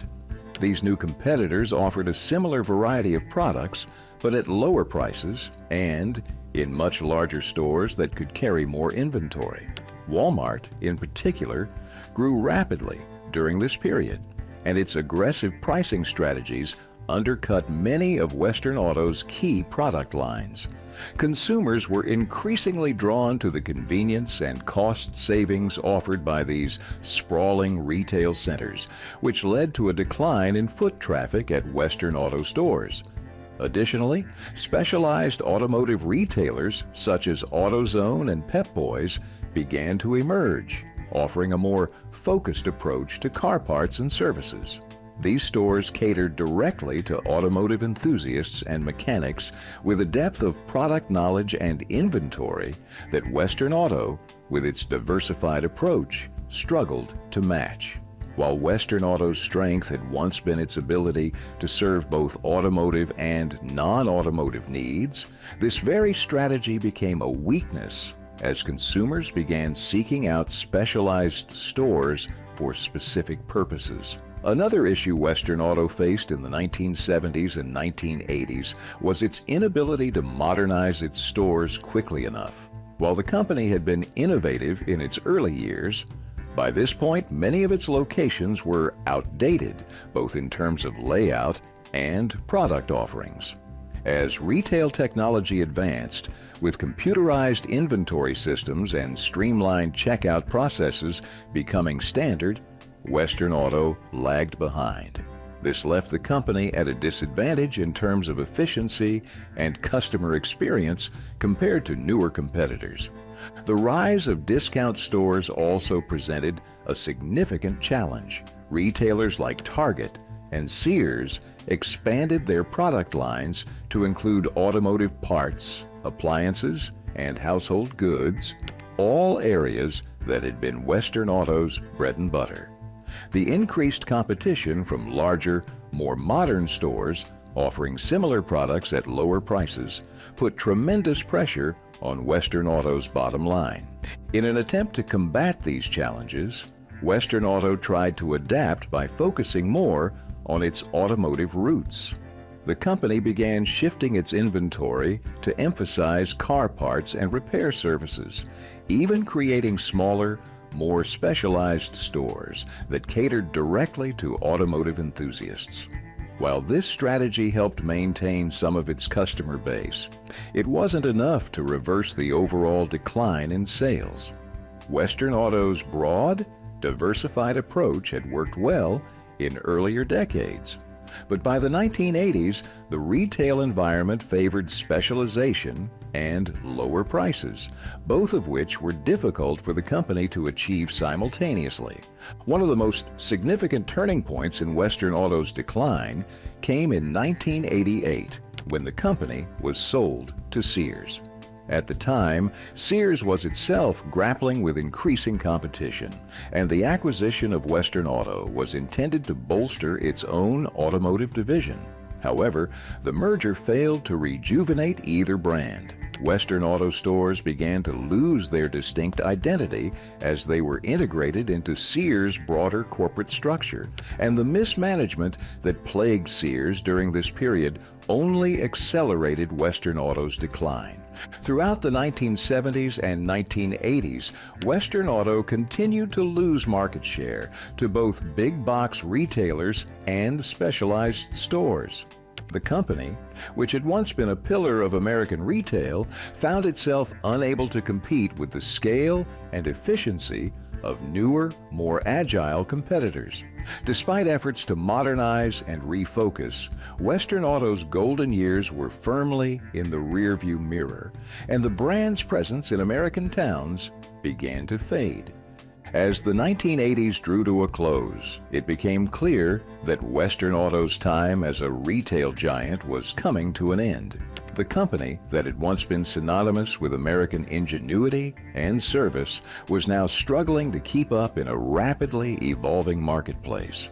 Though it continued to operate for several more years, the decline was irreversible, and the Western Auto that once thrived as a community staple was soon to be relegated to history. The final fall. Untold reasons behind Western Auto's collapse. While competition from big box retailers and specialized auto parts stores were major factors in Western Auto's decline, several lesser known issues played a significant role in the company's eventual collapse. By the 1990s, Western Auto was not only battling external pressures, but also grappling with internal mismanagement and shifting market dynamics that accelerated its downfall. One of the most overlooked reasons for Western Auto's collapse was the failure to recognize changing consumer behavior early enough. The rise of DIY culture, which had once been a strength for Western Auto, shifted dramatically in the 1990s. While customers in earlier decades took pride in working on their own cars, the increasingly complex automotive technologies of the 1990s made it more difficult for everyday people to perform repairs. As cars became more reliant on specialized parts and computer systems, fewer people were doing their own repairs, and Western Auto's appeal to the DIY market began to dwindle. This shift in customer behavior caught Western Auto off guard, as they had built much of their brand on empowering customers to fix things themselves. Additionally, there was a significant issue with Western Auto's product strategy in its later years. As the company attempted to refocus on automotive parts, it phased out many of the diverse household products that had made it a family destination in previous decades. However, this move alienated a large portion of its customer base. Western Auto was no longer the store where families could find everything from bikes to radios to lawnmowers. Instead, it became too narrowly focused, while lacking the specialization that newer auto parts stores offered. This identity crisis left customers unsure of what Western Auto represented by the 1990s. Another contributing factor to its decline was the failure to update its marketing and branding. In the 1980s and 1990s, Western Auto didn't significantly change its branding strategy, relying heavily on its established reputation rather than embracing a fresh, modern image. Meanwhile, competitors like AutoZone and Pep Boys invested in aggressive marketing campaigns, flashy store designs, and strong national branding.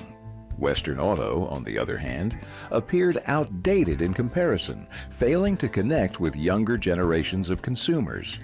A key, lesser-known aspect of Western Auto's downfall was its overly ambitious real estate strategy.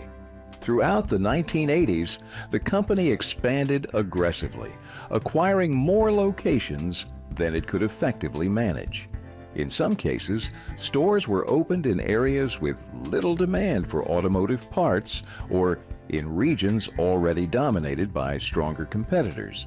This overexpansion led to significant operational inefficiencies. Stores in less profitable areas drained resources from the more successful locations, and management struggled to maintain consistent quality and service across such a sprawling network. Internal leadership changes during this period also destabilized the company. After its acquisition by Sears in 1988, there were multiple leadership transitions, and the company struggled to establish a coherent long-term strategy. This lack of direction led to inconsistent decision-making, with initiatives being started and abandoned before they could make a meaningful impact. The constant changes at the top created confusion and demoralization among employees, which contributed to the company's poor performance in its final years. One particularly interesting but little-known detail is the role that Western Auto's logistics played in its downfall. In the 1990s, efficient supply chain management became a crucial factor for retail success. Competitors like Walmart mastered the art of inventory control using advanced technology to streamline operations and reduce costs. Western Auto, by contrast, had an outdated and inefficient logistics system. Inventory issues plagued the company. Stores were either overstocked with unsold items or understocked with essential car parts, leading to customer dissatisfaction. Without the technological infrastructure to manage its supply chain effectively, Western Auto's operational costs ballooned, further eroding profitability. Another factor often overlooked was the rise of the Internet. While online shopping wasn't fully mainstream in the early 1990s, companies like Amazon were beginning to experiment with e-commerce, and Western Auto failed to see the potential in this growing market. Had the company invested in an early e-commerce platform, it might have been able to transition its catalog business to the digital age, providing customers with an easy way to shop for parts and other goods online. Instead, Western Auto remained stuck in its traditional retail model, which became increasingly obsolete as consumer preferences shifted toward convenience and online shopping. In 1998, when Sears sold Western Auto to Advance Auto Parts, the deal marked the beginning of the final chapter for the company. Advance Auto Parts wasn't interested in preserving Western Auto's legacy, but rather in absorbing its valuable store locations. The sale was driven primarily by real estate considerations, and as a result, many Western Auto stores were closed or rebranded as Advance Auto Parts locations within a few years. This effectively erased the Western Auto brand from the American retail landscape. By the early 2000s, Western Auto was no longer a recognizable name in most American towns. Its disappearance was a reflection of broader changes in the retail industry, where companies that failed to adapt were quickly swept aside by more agile and forward-thinking competitors. Ultimately, Western Auto's fall wasn't just about competition or mismanagement. It was about a company that couldn't pivot quickly enough in a world that was rapidly evolving. From failing to anticipate shifts in customer behavior to mishandling internal operations, Western Auto's collapse serves as a cautionary tale of how even the most beloved and established brands can falter when they lose sight of innovation and adaptability. But what happened to Western Auto's iconic brands? One of the most enduring legacies of Western Auto was its range of private label brands, which became household names during the company's golden years. The most famous of these were the Western Flyer bicycles and the Wizard line of automotive and household products. While Western Auto as a retail chain may have disappeared, the story of these iconic brands didn't end when the stores closed their doors. Western Flyer bicycles. The Western Flyer brand was perhaps the most beloved of all Western Auto's products. Introduced in the 1930s, these bicycles became a staple of American childhood in the mid-20th century. Known for their sturdy build and affordability, Western Flyers were cherished by generations of kids, particularly in the 1950s and 1960s. After Western Auto was sold to Sears in 1988, production of Western Flyer bicycles continued for a while, as the brand still had significant recognition. However, as the company's financial troubles mounted in the 1990s, Western Flyer bicycles gradually faded from production. By the time Western Auto was acquired by Advance Auto Parts in 1998, the Western Flyer brand had been discontinued altogether.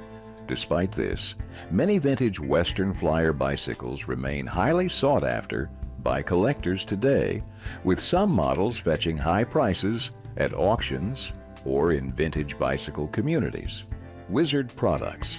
Wizard was Western Auto's in-house brand for a wide range of products, from automotive batteries to lawn mowers and home appliances. Like the Western Flyer bicycles, Wizard products were known for being affordable yet durable, and many American families trusted the brand for their household and automotive needs. When Western Auto's fortunes began to decline, the Wizard brand also suffered. The automotive side of the Wizard line, particularly its car batteries and parts, continued to be sold under Western Auto's ownership by Sears and later Advance Auto Parts.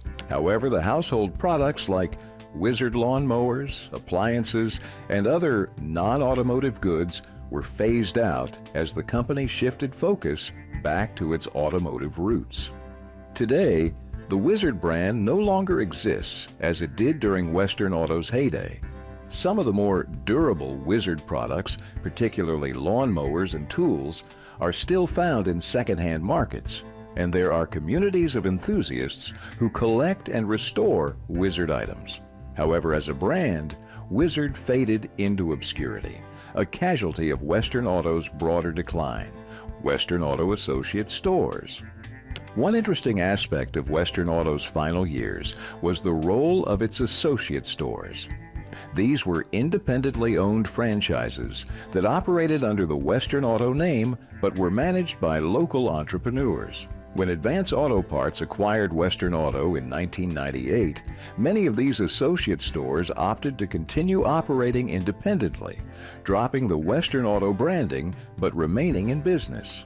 These stores often retained much of the inventory and product lines associated with Western Auto, including Western Flyer and Wizard items, for as long as they remained in stock. In some cases, these independent stores still exist today, albeit under different names and business models. However, they no longer have any formal connection to the Western Auto brand, and most have transitioned into local auto parts or hardware stores carrying new inventory from other suppliers. Legacy of the brands. While Western Flyer and Wizard no longer exist in their original forms, their legacy endures.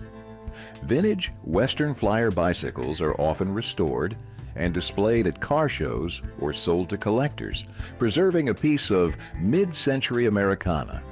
Similarly, Wizard products, especially those related to automotive care, have a certain nostalgic value for people who remember using them during Western Auto's heyday.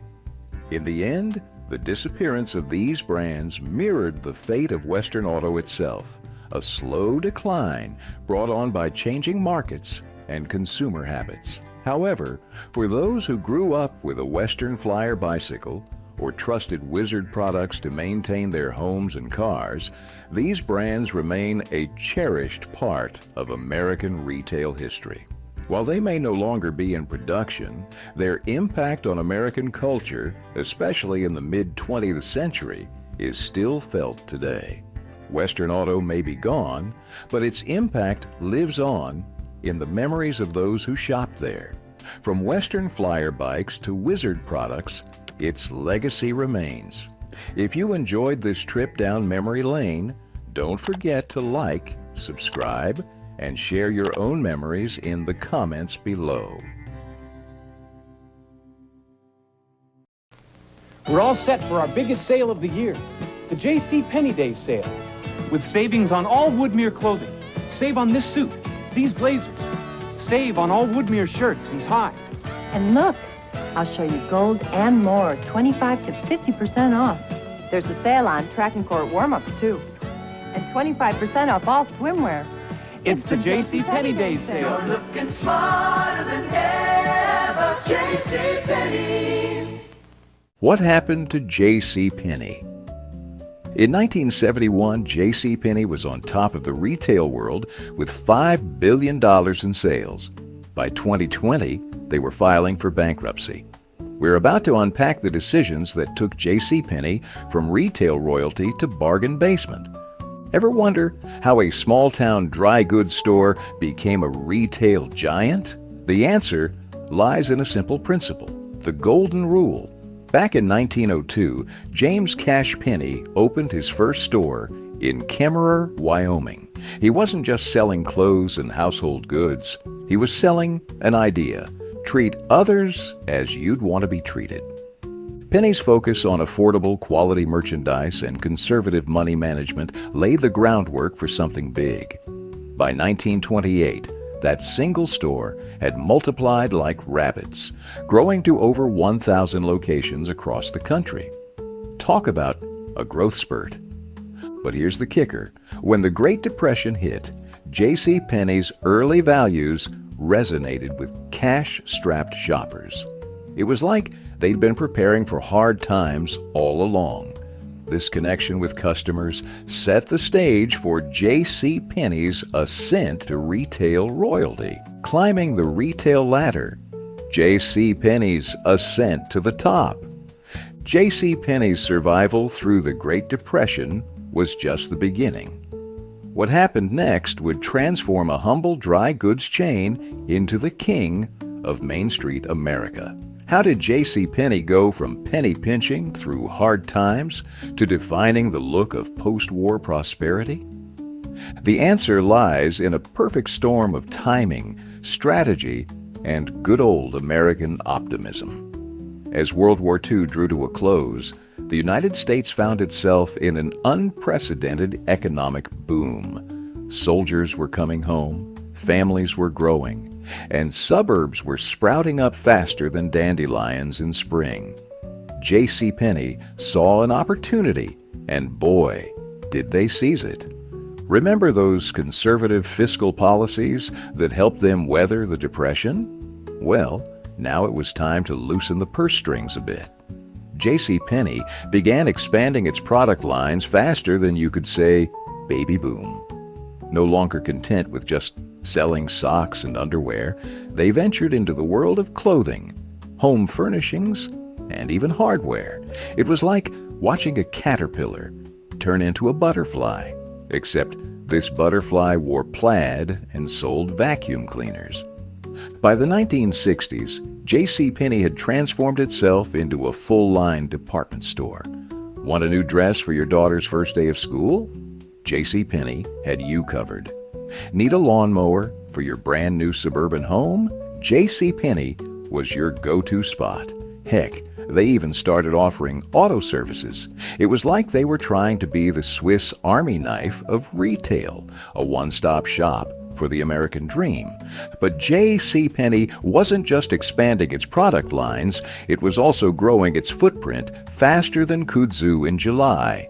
By the early 1970s, they were operating over 2,000 stores across the country. That's more locations than there are episodes of I Love Lucy. And believe me, there were a lot of those. J.C. Penney's growth wasn't just about quantity, though. They had a secret weapon up their sleeve: private label brands. These in-house brands allowed J.C. Penney to control both quality and pricing, giving them an edge over the competition. It was like they were playing chess while everyone else was still figuring out checkers. And let's not forget about their catalog business. In an era before Amazon Prime and next-day delivery, J.C. Penney's catalog was the stuff of legend. It became the second largest in the U.S., bringing J.C. Penney's affordable quality merchandise to folks who might not have a store nearby. For many Americans, the arrival of the J.C. Penney catalog was as exciting as Christmas morning. All this expansion and innovation paid off big time. In 1971, J.C. Penney hit a milestone that would make any retailer green with envy: $5 billion in revenue. To put that in perspective, that's about the same as the entire GDP of Nicaragua today. J.C. Penney wasn't just a store anymore. It was a symbol of American prosperity and consumer culture. But J.C. Penney's success wasn't just about being in the right place at the right time. They understood something fundamental about post-war America: the rise of the middle class. As more Americans found themselves with disposable income, J.C. Penney positioned itself as the go-to store for affordable, quality products. They weren't selling luxury, and they weren't selling bargain basement goods. They were selling the American dream, one washing machine and pair of slacks at a time. Discount dilemma: the rise of new retail rivals. While J.C. Penney was busy outfitting middle-class America, a retail revolution was brewing in the heartland. Who would have thought that a small-town five and dime could grow into the Goliath that would make J.C. Penney look like David? The next chapter in J.C. Penney's story is a tale of adaptation, missed opportunities, and the relentless march of progress. As the 1980s rolled in, a new player entered the retail game, and it wasn't playing by the old rules. Walmart, that scrappy upstart from Arkansas, was about to change everything. While J.C. Penney had been focusing on department store elegance, Walmart was all about one thing: low prices, all day, every day. Remember how J.C. Penney had positioned itself as the go-to store for affordable, quality products? Well, Walmart took that idea and supercharged it. They weren't just affordable, they were cheap. And in the 1980s and 1990s, cheap was becoming very, very cool. Consumer preferences were shifting faster than a chameleon on a disco floor. The middle class that J.C. Penney had so carefully cultivated was now looking for ways to stretch their dollars further. Discount shopping wasn't just a trend, it was becoming a way of life. And J.C. Penney? Well, they were caught with their red tag sales down. But J.C. Penney wasn't about to go down without a fight. They started introducing private label items, hoping to compete on price without sacrificing that J.C. Penney quality. It was like they were trying to beat Walmart at its own game, but with a bit more style. In 2001, as J.C. Penney celebrated its 100th anniversary, they were also celebrating a new strategy. Private labels were becoming a big part of their offering. It was a smart move, allowing them to control both quality and pricing. But was it enough to stem the tide of discount retailers? J.C. Penney also tried to modernize its image. In came partnerships with brands like Sephora, creating store-within-a-store concepts. It was an attempt to attract younger consumers, to show that old J.C. Penney could still be hip and happening. But while they were busy trying to be cool, the retail landscape was shifting beneath their feet. You see, it wasn't just Walmart they had to worry about anymore. The rise of e-commerce, particularly from a little company called Amazon, was about to turn the retail world upside down. As one insider put it, in 2012, consumer shopping was now starting to change in a pretty big way. The internet had changed everything. J.C. Penney found itself in a tricky spot. They weren't the cheapest option, like Walmart. They weren't the most convenient, like Amazon. And they weren't the most fashionable, like some of their department store rivals. It was like being stuck in the middle seat on a long-haul flight, uncomfortable and with no clear way out. The warning signs were there. In 1980, J.C. Penney had closed its Treasury discount stores to refocus on its core retail operations. It was an early recognition that they needed to streamline in the face of rising competition. But was it too little, too late? As the new millennium rolled in, J.C. Penney was starting to look less like a retail innovator and more like a relic of a bygone era. The company that had once been at the forefront of catalog shopping was now struggling to keep up with online retailers. The store that had helped define the look of post-war America was now scrambling to find its place in the digital age. But perhaps the clearest sign of trouble came in 2012. J.C. Penney implemented a new pricing strategy, and the results were, well, let's just say they weren't pretty. The company saw a 25% decline in comparable store sales. Ouch. It was like watching a friend try to cut their own hair. You knew it wasn't going to end well, but you couldn't look away. The $1.2 billion mistake. J.C. Penney's pricing blunder. Sometimes the cure is worse than the disease. J.C. Penney's new strategy was supposed to simplify shopping, but it ended up complicating everything. How did a plan to save the company lead to a staggering $1.2 billion loss? In 2012, J.C. Penney made a decision that would cost them more than just money. It would cost them their identity. Enter Ron Johnson, the new CEO, fresh from his success at Apple's retail stores. Johnson had a vision. Transform J.C. Penney from a traditional department store into a hip, modern shopping destination. His weapon of choice, a controversial pricing strategy called fair and square. Now you might be thinking, what's so controversial about fair pricing? Well, hold on to your shopping carts, folks, because this is where things get interesting. Johnson's grand plan was to eliminate all those sales, coupons, and promotions that JCPenney customers had come to know and love. Instead, he wanted to offer consistent, everyday low prices.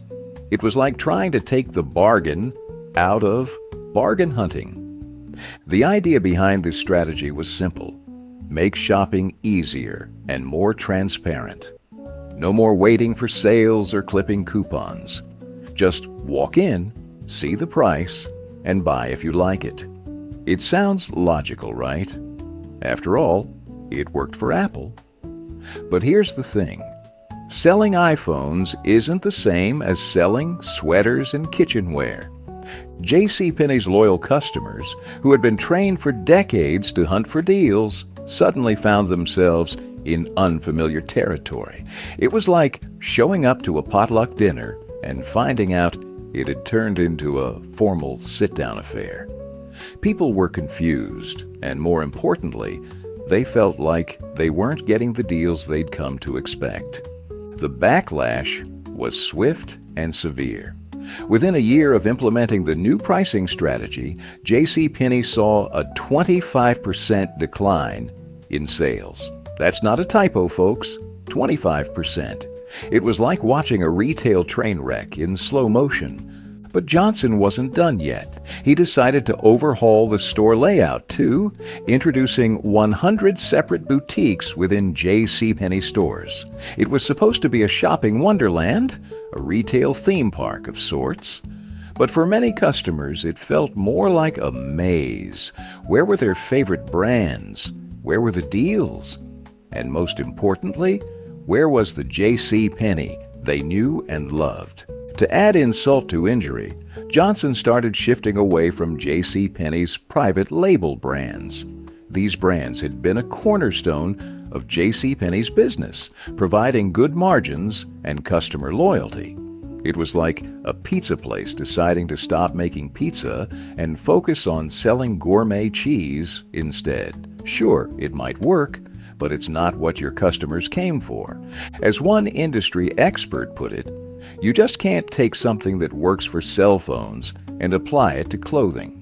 It was a classic case of trying to fit a square peg into a round hole, or in this case, trying to fit an Apple Store concept into a traditional department store. The results were disastrous. By the end of 2012, JCPenney reported a loss of over $1.2 billion. Say, that's billion with a B, folks. To put that in perspective, that's like losing $1 for every person in China. It was a financial catastrophe of epic proportions. In April 2013, just 17 months after Johnson took the helm, JCPenney's board decided they'd had enough. They fired Johnson and brought back former CEO Myron Ullman to right the ship. It was like calling your ex to fix the mess your current partner made. Ullman's first order of business? Bring back the old JCPenney. The sales, the coupons, the private labels, everything that made JCPenney, well, JCPenney. It was a stark admission that sometimes the old ways are the best ways. Bargain basement. JCPenney's struggle to stay afloat. Bringing back the old JCPenney was supposed to be the solution, but it turned out to be just the beginning of a new struggle. How did a company that once defined American retail end up fighting for its very survival? The next chapter in JCPenney's story is a roller coaster of hope, disappointment, and desperate attempts to stay relevant in a rapidly changing world.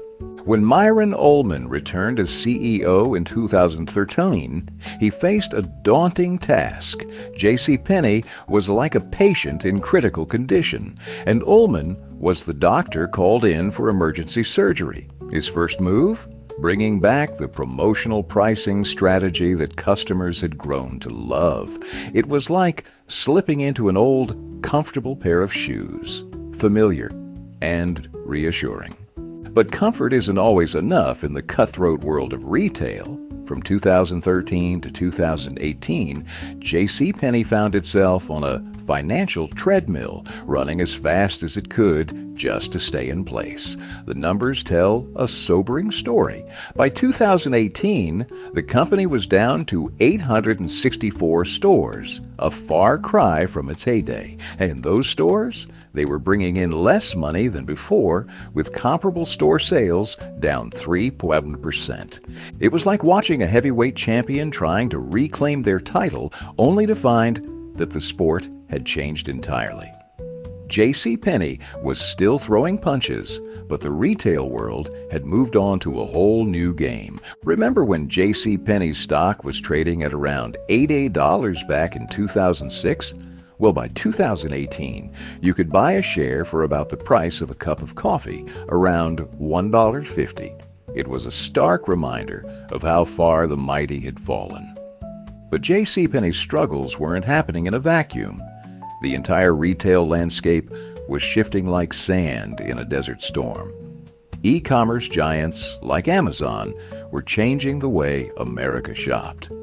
Why drive to the mall when you could order anything you wanted with a click of a button? And discount retailers like Walmart? They were offering rock-bottom prices that made JCPenney's sales look positively expensive. It was as if JCPenney had shown up to a drag race in a Model T. They were trying to compete, but the rules of the game had fundamentally changed. The company's response was like watching someone trying to bail out a sinking ship with a teacup. They closed stores, laid off workers, and tried to streamline operations. But it felt like too little, too late. The debt kept piling up, reaching a staggering $5 billion by 2020. You know how they say it's darkest before the dawn? Well, for JCPenney, it was about to get a whole lot darker. In May 2020, the unthinkable happened. JCPenney, the store that had clothed generations of Americans, filed for Chapter 11 bankruptcy. It was like watching the final curtain fall on a century-long performance. As part of its restructuring plan, JCPenney announced the closure of 242 stores. Imagine that. 242 communities losing a piece of their history, 242 parking lots emptying out for the last time.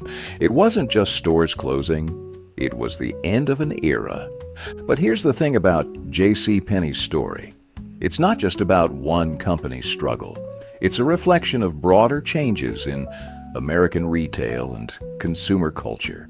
The decline of the department store, the rise of e-commerce, the changing tastes of a new generation. JCPenney's troubles are like a mirror, reflecting back the massive shifts happening in American society. Chapter 11. The End of an Era. The winds of change that swept through American retail hit JCPenney like a hurricane. By 2020, the company was drowning in $5 billion of debt. What happened next shocked longtime customers and Wall Street alike. Could this century-old retailer find a way to weather the storm? Or was it finally time to turn out the lights? On May 15, 2020, JCPenney made a decision that would have been unthinkable to its founder. The company filed for Chapter 11 bankruptcy protection. It was a moment that felt like the end of an era, a stark reminder of how far the once mighty retailer had fallen. The path to bankruptcy was paved with challenges that had been building for years.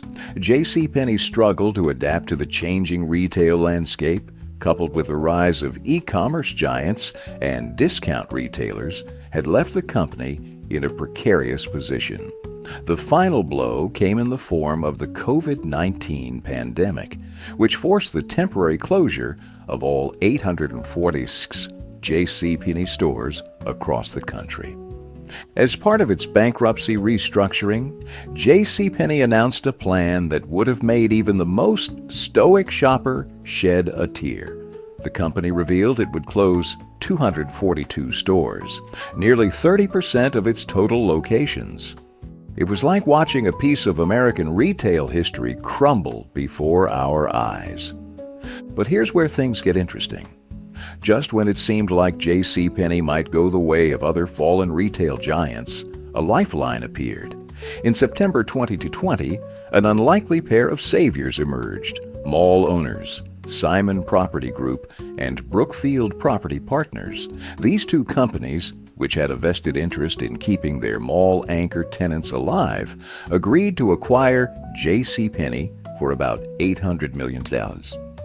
Now you might be thinking, why would anyone want to buy a bankrupt department store? Well, it turns out that even in bankruptcy, J.C. Penney had some valuable assets. The deal included taking on $500 million of debt, but it also meant preserving a major tenant in hundreds of malls across the country. The acquisition wasn't just about saving real estate, though. It was about saving jobs, an estimated 60,000 of them. In a time when unemployment was skyrocketing due to the pandemic, this was no small feat. It was like watching a last-minute rescue in an old Western movie, with Simon and Brookfield riding in just as the credits were about to roll. But not everyone was cheering this rescue. While J.C. Penney was fighting for survival, its management faced criticism for awarding nearly $10 million in bonuses to senior executives. It was a move that left many scratching their heads. After all, handing out bonuses while closing stores and laying off workers seemed about as tone-deaf as playing "We Are the Champions" at a funeral. As J.C. Penney emerged from bankruptcy under new ownership in December 2020, the retail world watched with bated breath. Could this 118-year-old company reinvent itself for the digital age? Or was this just delaying the inevitable? The new J.C. Penney wasted no time in trying to right the ship. By June 2021, the company had closed a total of 175 stores as part of its restructuring efforts. It was like watching a plant being pruned, painful, but necessary for future growth. But here's the million-dollar question. What does J.C. Penney's bankruptcy and acquisition mean for the future of traditional retail in America? Well, it's complicated. On one hand, it shows that even iconic brands aren't immune to the seismic shifts in consumer behavior. The rise of online shopping, changing fashion trends, and the decline of mall culture have all taken their toll. On the other hand, the fact that major real estate companies were willing to invest in J.C. Penney suggests that there's still value in the traditional retail model. Maybe, just maybe, there's room for both online and brick-and-mortar stores in the future of retail. Reinvention, or relic, J.C. Penney's uncertain future. As J.C. Penney steps into its next era, a curious question arises. Could nostalgia be the key to its survival? In a world of fast fashion and one-click purchases, J.C. Penney's greatest asset might just be the memories it holds for generations of Americans. But is sentimentality enough to keep the lights on in the age of e-commerce?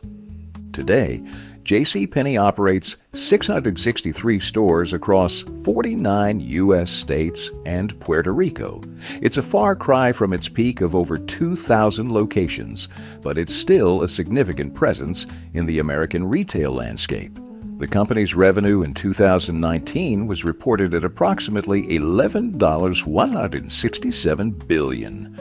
Not too shabby, right? Well, not so fast. That same year, J.C. Penney faced an operating income of $8 million. It's like running a marathon, only to find out you've been on a treadmill the whole time. J.C. Penney's current strategy is a bit like trying to have your cake and eat it too. They're mixing traditional retail with online sales, hoping to capture the best of both worlds. It's like watching your grandpa try to use Instagram. There's something endearing about it, but you're not quite sure it's going to work out.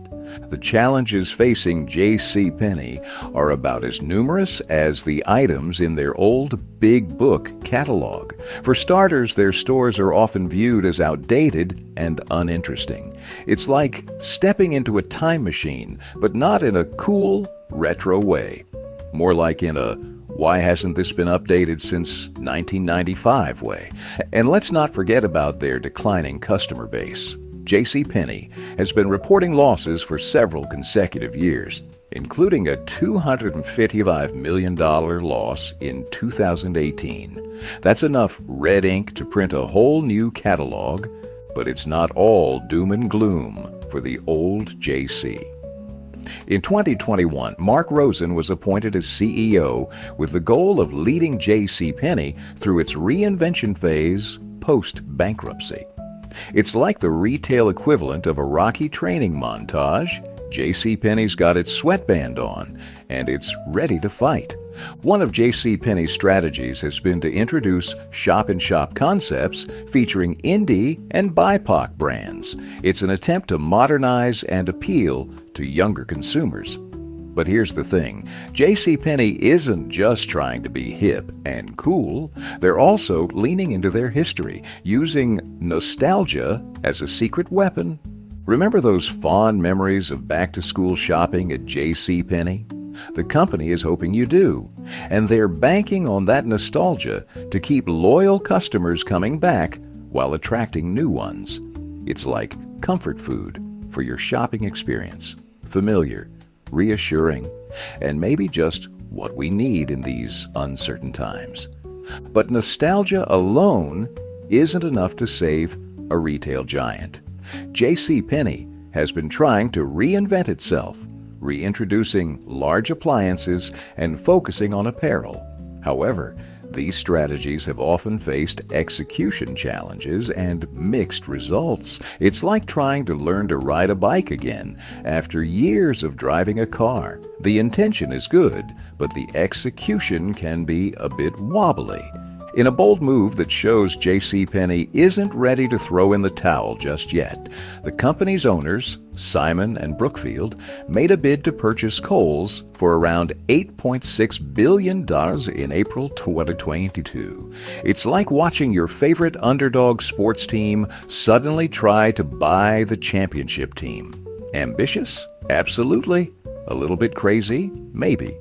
But it shows that J.C. Penney's new owners believe there's still life in the old retail model. As we look at J.C. Penney's uncertain future, we can't help but reflect on what its story tells us about American retail and consumer culture. J.C. Penney isn't just a store, it's a mirror reflecting the changes in how we shop, what we value, and how we view ourselves as consumers. Its struggles and attempts at reinvention are a microcosm of the broader shifts happening in American society.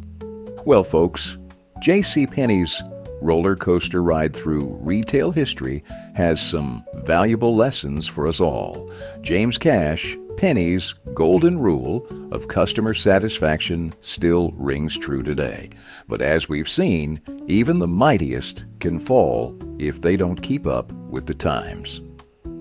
J.C. Penney's story is a stark reminder that understanding and adapting to changing consumer needs is crucial. It's not just about selling stuff, it's about selling the right stuff to the right people at the right time. But here's the kicker. While adapting is important, staying true to your core values is just as vital. As we look to the future of retail, we can't help but wonder, can traditional department stores like J.C. Penney survive in an era dominated by e-commerce and changing consumer preferences? Only time will tell. But one thing's for sure, the retail landscape ain't what it used to be. Long before Walmart ruled the grocery world, there was one name that stood above all, A&P. But what happened to this once mighty giant? Today, we're diving into the rise, fall, and golden years of A&P, the store that forever changed how Americans shopped. Let's go back to 1859. when two guys named George F. Gilman and George Huntington Hartford started a little mail-order tea business in New York City. They called it the Great American Tea Company. Pretty fancy name for a small shop, right? But these fellas had big dreams. By 1870, they decided tea wasn't enough.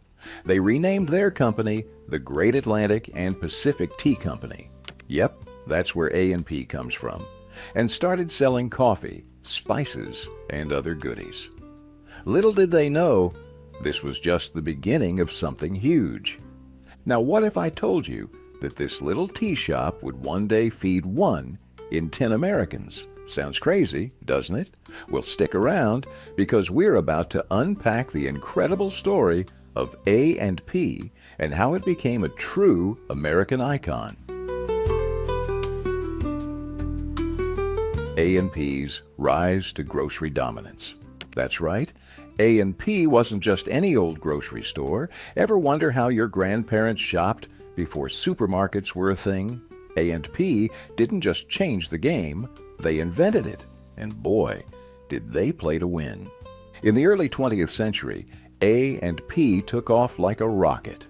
They went from 400 stores in 1912 to a whopping 16,000 by 1930. Just imagine that.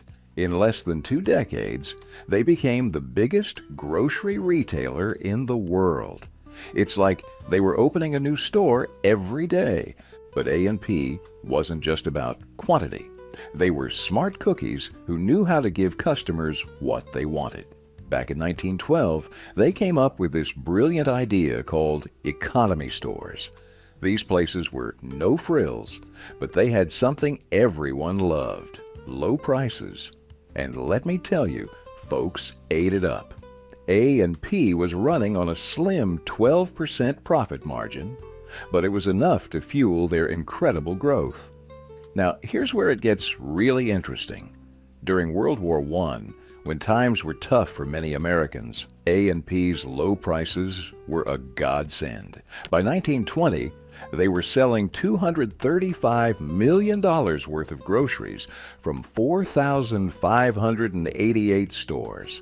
That's a lot of beans and potatoes. But A&P wasn't content with just being big. They wanted to be innovative too. Ever heard of store brands? Well, A&P was one of the first to introduce them, and one of their brands became a household name: 8 O'Clock Coffee. People loved it so much, they'd go to A&P just for that coffee. By the 1940s, A&P had become such a big deal that they were taking in 10% of all the money Americans spent on groceries. Think about that for a second. 1 in every $10 spent on food was going to A&P. That's more than impressive. That's downright revolutionary. But you know what really made A&P special? It wasn't just the low prices or the fancy coffee. It was the people who worked there. In those days, going to A&P wasn't like going to a big, impersonal supermarket. It was more like visiting old friends. The butchers, for example, weren't just guys who cut meat. They knew their stuff, and they really cared about their customers. One former employee put it this way: the butchers really cared about their work and their customers. They'd remember your name, ask about your family, and make sure you got the best cut for your Sunday roast. And it wasn't just the butchers. The clerks, the managers, everyone at A&P seemed to take pride in their work and in their community. They'd chat with you about the weather, give you recipes, even help you carry your groceries to the car if you needed it. It was like being part of a big friendly family. A&P also had some pretty clever marketing tricks up its sleeve. They'd offer premium items and branded products that you couldn't find anywhere else.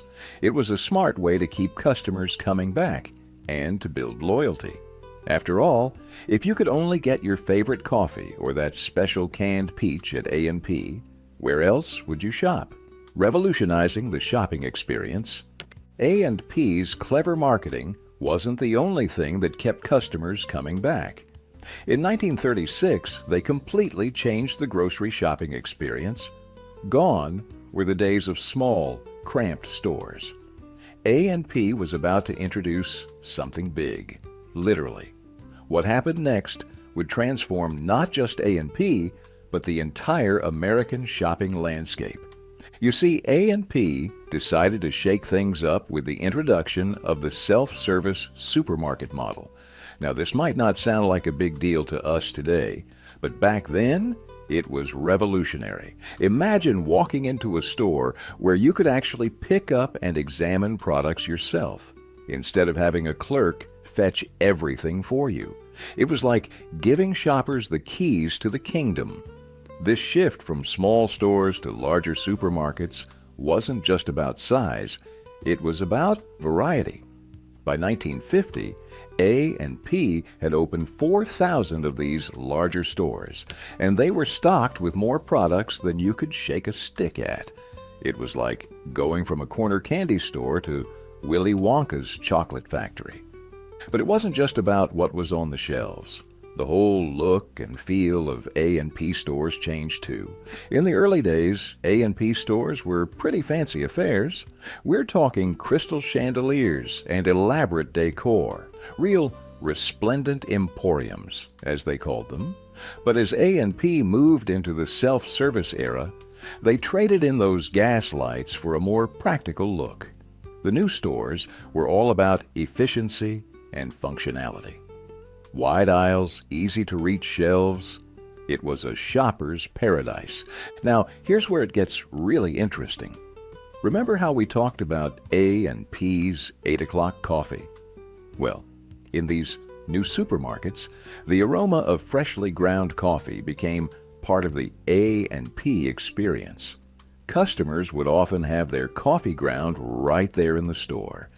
Can you imagine walking into a grocery store today and being hit with that rich coffee smell? It must have been something else. And let's not forget about the shopping carts. A&P introduced these nifty inventions that let customers buy more groceries in one go. No more struggling with armfuls of products or making multiple trips. These carts changed the game, allowing folks to stock up like never before. But you know what? Even with all these changes, A&P didn't lose that personal touch we talked about earlier. Sure, the self-service model meant less interaction with clerks, but those butchers and other specialized staff, they were still there, ready to help and chat. The layout of these new A&P supermarkets was something to behold. Wide aisles meant you could easily push your cart around without bumping into other shoppers. And with all that space, A&P could offer more products than ever before. It was like a treasure hunt every time you went shopping. You never knew what new and exciting products you might find. All these changes didn't just make shopping easier, they changed the whole relationship between the customer and the store. For the first time, shoppers could browse at their own pace, compare products, and make decisions without feeling rushed. It was a whole new level of freedom in the world of grocery shopping. A&P's golden years. With this newfound shopping freedom, A&P became more than just a store. It became a cultural icon. But how did a grocery chain manage to weave itself into the very fabric of American life? The answer might surprise you. A&P wasn't content with just changing how we shopped. They set out to change what we bought too. Ever heard of store brands? Well, A&P took them to a whole new level. They introduced powerful private brands that became household names. 8 o'clock coffee, for example, wasn't just any old coffee. It was A&P coffee, and people loved it. But it wasn't just coffee. A&P also had Jane Parker baked goods. These weren't your run-of-the-mill store brand cookies. They were special. People would go out of their way to get their hands on Jane Parker treats. It's like A&P had figured out the secret recipe for customer loyalty, and they were serving it up by the cartload. Now you might be thinking, it's just groceries, right? But A&P was smart. They knew that food was more than just sustenance. It was a part of people's lives, their families, their traditions. And A&P made sure they were right there at the heart of it all. Remember those big A&P supermarkets we talked about earlier? Well, they weren't just filled with groceries. They were filled with possibilities. A&P's marketing strategies included offering premium items and branded products. This wasn't just about selling stuff. It was about giving people choices, allowing them to treat themselves or save a buck, depending on what they needed. But here's where it gets really interesting. A&P didn't just want to sell you groceries. They wanted to be a part of your home. Ever heard of the China Through Grocery Purchases program? It was genius. Customers could collect dinnerware pieces over time with their grocery purchases. Imagine that, buying your weekly groceries and slowly building up a beautiful china set for your dining room. It's no wonder people kept coming back to A&P. They weren't just shopping. They were investing in their homes one grocery trip at a time. And let's not forget about the impact A&P had on American eating habits. By making a wide variety of food products available at lower costs, A&P didn't just change how we shopped, they changed how we ate. Suddenly, foods that were once considered luxuries became everyday items. A&P was democratizing the American diet, one can of vegetables at a time. But you know what really made A&P special? It was the memories. Ask anyone who grew up with A&P, and they'll probably have a story to tell. Maybe it's about the smell of freshly ground 8 o'clock coffee wafting through the store, or maybe it's about picking out a special Jane Parker treat for Sunday dinner. One product that seems to hold a special place in many people's hearts is the A&P Spanish bar cake.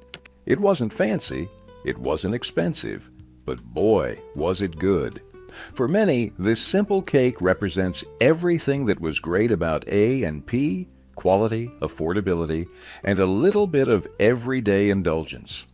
A&P wasn't just a part of people's shopping routines, it was a part of their lives. It was where families went to stock up for the week, where kids got their first jobs, where communities came together. In many ways, A&P was as American as apple pie, which, incidentally, you could probably find in their bakery section. The decline of an American icon. For decades, A&P was as constant as the seasons. But by the 1950s, cracks were starting to show in its once spotless aisles. How did a company that revolutionized grocery shopping become a cautionary tale in American business? Let's open the books on A&P's decline. It all started in the early 1950s. A&P, the grocery giant that had fed America for nearly a century, began to stumble. The company that once seemed unstoppable was now struggling to keep up with the changing times. What happened? Well, for starters, A&P failed to keep pace with its competitors. While other stores were opening larger supermarkets with all the modern bells and whistles, A&P was stuck in the past. It's like they were still trying to sell black and white TVs in a color TV world. But it wasn't just about the size of the stores.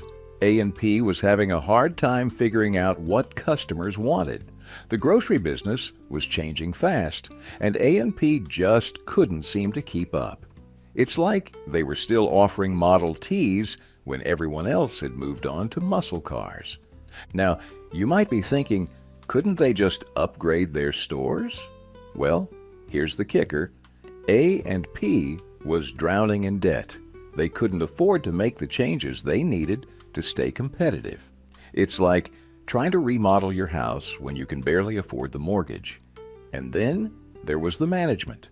After John Hartford died in 1951, the new president, Ralph Berger, didn't have the same knack for the grocery business. It's like putting a plumber in charge of a tech company. Sure, he might know how to fix a leak, but does he know how to code? As the 1960s rolled around, things got even worse. A&P's management made some pretty questionable decisions. They were handing out generous dividends to shareholders, which sounds great, right? But here's the problem. All that money was going out the door instead of being reinvested in the company. It's like giving away all your savings instead of fixing the roof on your house. Meanwhile, the competition was getting fiercer. Discount retailers and bigger grocery chains were popping up left and right, offering better prices and a better shopping experience. A&P was like the aging heavyweight champ, trying to fend off younger, hungrier fighters. But A&P's troubles weren't just about money and competition. They were also having a hard time with their workers. There were disputes with unions over wages and benefits, which led to disruptions in their operations. It's like trying to run a race with your shoelaces tied together. As the years went by, A&P's struggle to innovate became more and more apparent. While other stores were investing in new technologies, A&P was still doing things the old-fashioned way. It's like trying to navigate with a paper map while everyone else is using GPS. The lack of consistent leadership after the Hartford brothers' deaths didn't help either. It's like a ship without a captain, drifting aimlessly in a sea of change. Even A&P's real estate decisions were causing problems. They weren't managing their property leases and store closures very well, which was taking a toll on their finances. It's like paying rent on an empty apartment. It just doesn't make good business sense. Despite all their efforts to modernize and adapt, A&P's stores were still outdated, and their customer service was suffering. People were getting frustrated with the long lines and empty shelves. It's like going to a restaurant where the food is cold and the service is slow. You're probably not going to come back. In the 1980s, A&P made another misstep. They focused heavily on their own store brands, which wasn't necessarily a bad thing, but they did it at the expense of national brands, which were becoming more and more popular. It's like a movie theater only showing indie films when everyone wants to see the latest blockbuster. A&P's lasting legacy. While A&P may have faded from view, its impact on American life was anything but small. Remember those A&P store brands? Well, they were just the beginning. How did a grocery store become as iconic as McDonald's or Google in its day? And what traces of A&P can we still find in our local supermarkets? A&P wasn't just a store, it was a cultural phenomenon. Back in its heyday, A&P was as recognizable as McDonald's or Google is today. That's pretty impressive for a grocery store, right? But A&P wasn't content with just selling groceries. They wanted to change the way Americans ate and shopped. One of the ways A&P made its mark was through its innovative practices. They were pioneers in introducing private label goods. These weren't your run-of-the-mill generic brands. A&P's store brands like 8 O'Clock Coffee became household names in their own right. People didn't just buy them because they were cheap. They bought them because they were good. A&P's influence went beyond just what people bought. They changed how people shopped, too. Remember those big supermarkets we talked about earlier? Well, they didn't just make shopping more convenient. They actually improved people's diets. By offering a wide variety of food products at lower prices, A&P made it possible for more Americans to eat better. It's like they were the original health food store, only without the fancy packaging and high prices. But you know what really made A&P special? It was the experience of shopping there. Former customers often talk about the unique atmosphere in A&P stores. One of the things people remember most is the smell of freshly ground coffee. It's funny how a simple aroma can bring back so many memories, isn't it? And it wasn't just the customers who have fond memories of A&P. Former employees often talk about the strong relationships they built with both co-workers and customers. It was more than just a job. It was like being part of a big family. One former employee said the butchers really cared about their work and their customers. It's that kind of personal touch that's often missing in today's supermarkets. A&P also had some pretty clever marketing strategies. Remember the China Through Grocery Purchases program? It was a stroke of genius. Customers could collect dinnerware pieces over time with their grocery purchases. It's like they turned grocery shopping into a treasure hunt. No wonder people kept coming back week after week. Even though A&P stores are no longer around, their legacy lives on. Take 8 o'clock coffee, for example. It's still going strong, even without A&P. It's like a little piece of A&P history that you can still buy today. And every time someone picks up a bag of 8 o'clock coffee, they're experiencing a bit of A&P nostalgia, whether they realize it or not. But A&P's impact goes beyond just a few surviving brands. Many of the practices that A&P pioneered are now standard in the grocery industry. Those private label brands you see in every supermarket? You can thank A&P for that. The idea of a one-stop shop where you can buy everything from fresh produce to household goods, that's A&P's influence too. In many ways, A&P's story mirrors the broader changes in American society and economy over the past century. It rose to prominence during a time of rapid industrialization and urbanization. Its decline coincided with the shift towards suburbanization and the rise of car culture. A&P's journey from a small tea shop to a grocery empire and back again is more than just a business story. It's a reflection of America's own journey through the 20th century. And just like that, A&P's incredible journey came to an end, from a small tea shop to a grocery empire that fed 1 in 10 Americans. A&P's story is truly a roller coaster ride through American history. When A&P closed its doors in 2015, it wasn't just the end of a company, it was the end of an era. You know, A&P's rise and fall tells us a lot about how America has changed over the years. It's like looking at an old family photo album, seeing how things used to be and how they've changed. And let's be honest, change isn't always easy. But here's the thing about business. What goes up must come down. Even the biggest companies can stumble if they don't keep up with the times. It's a reminder that in business, just like in life, nothing lasts forever. But the memories, those stick around.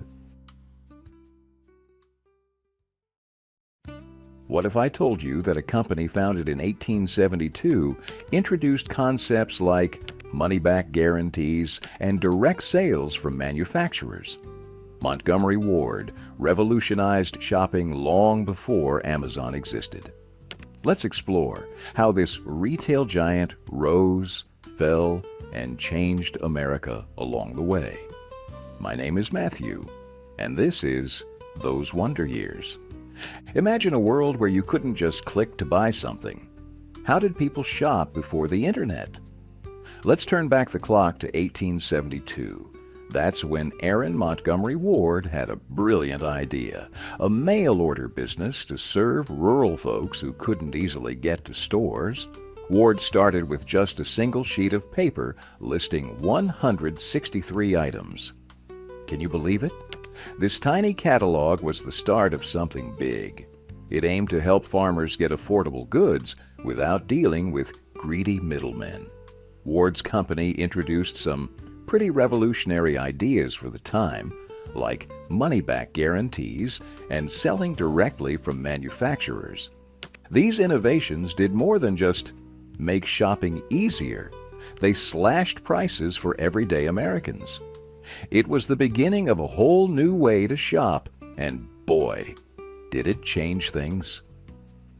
Catalog kings, the golden age of mail order. Remember that tiny one-page catalog we talked about?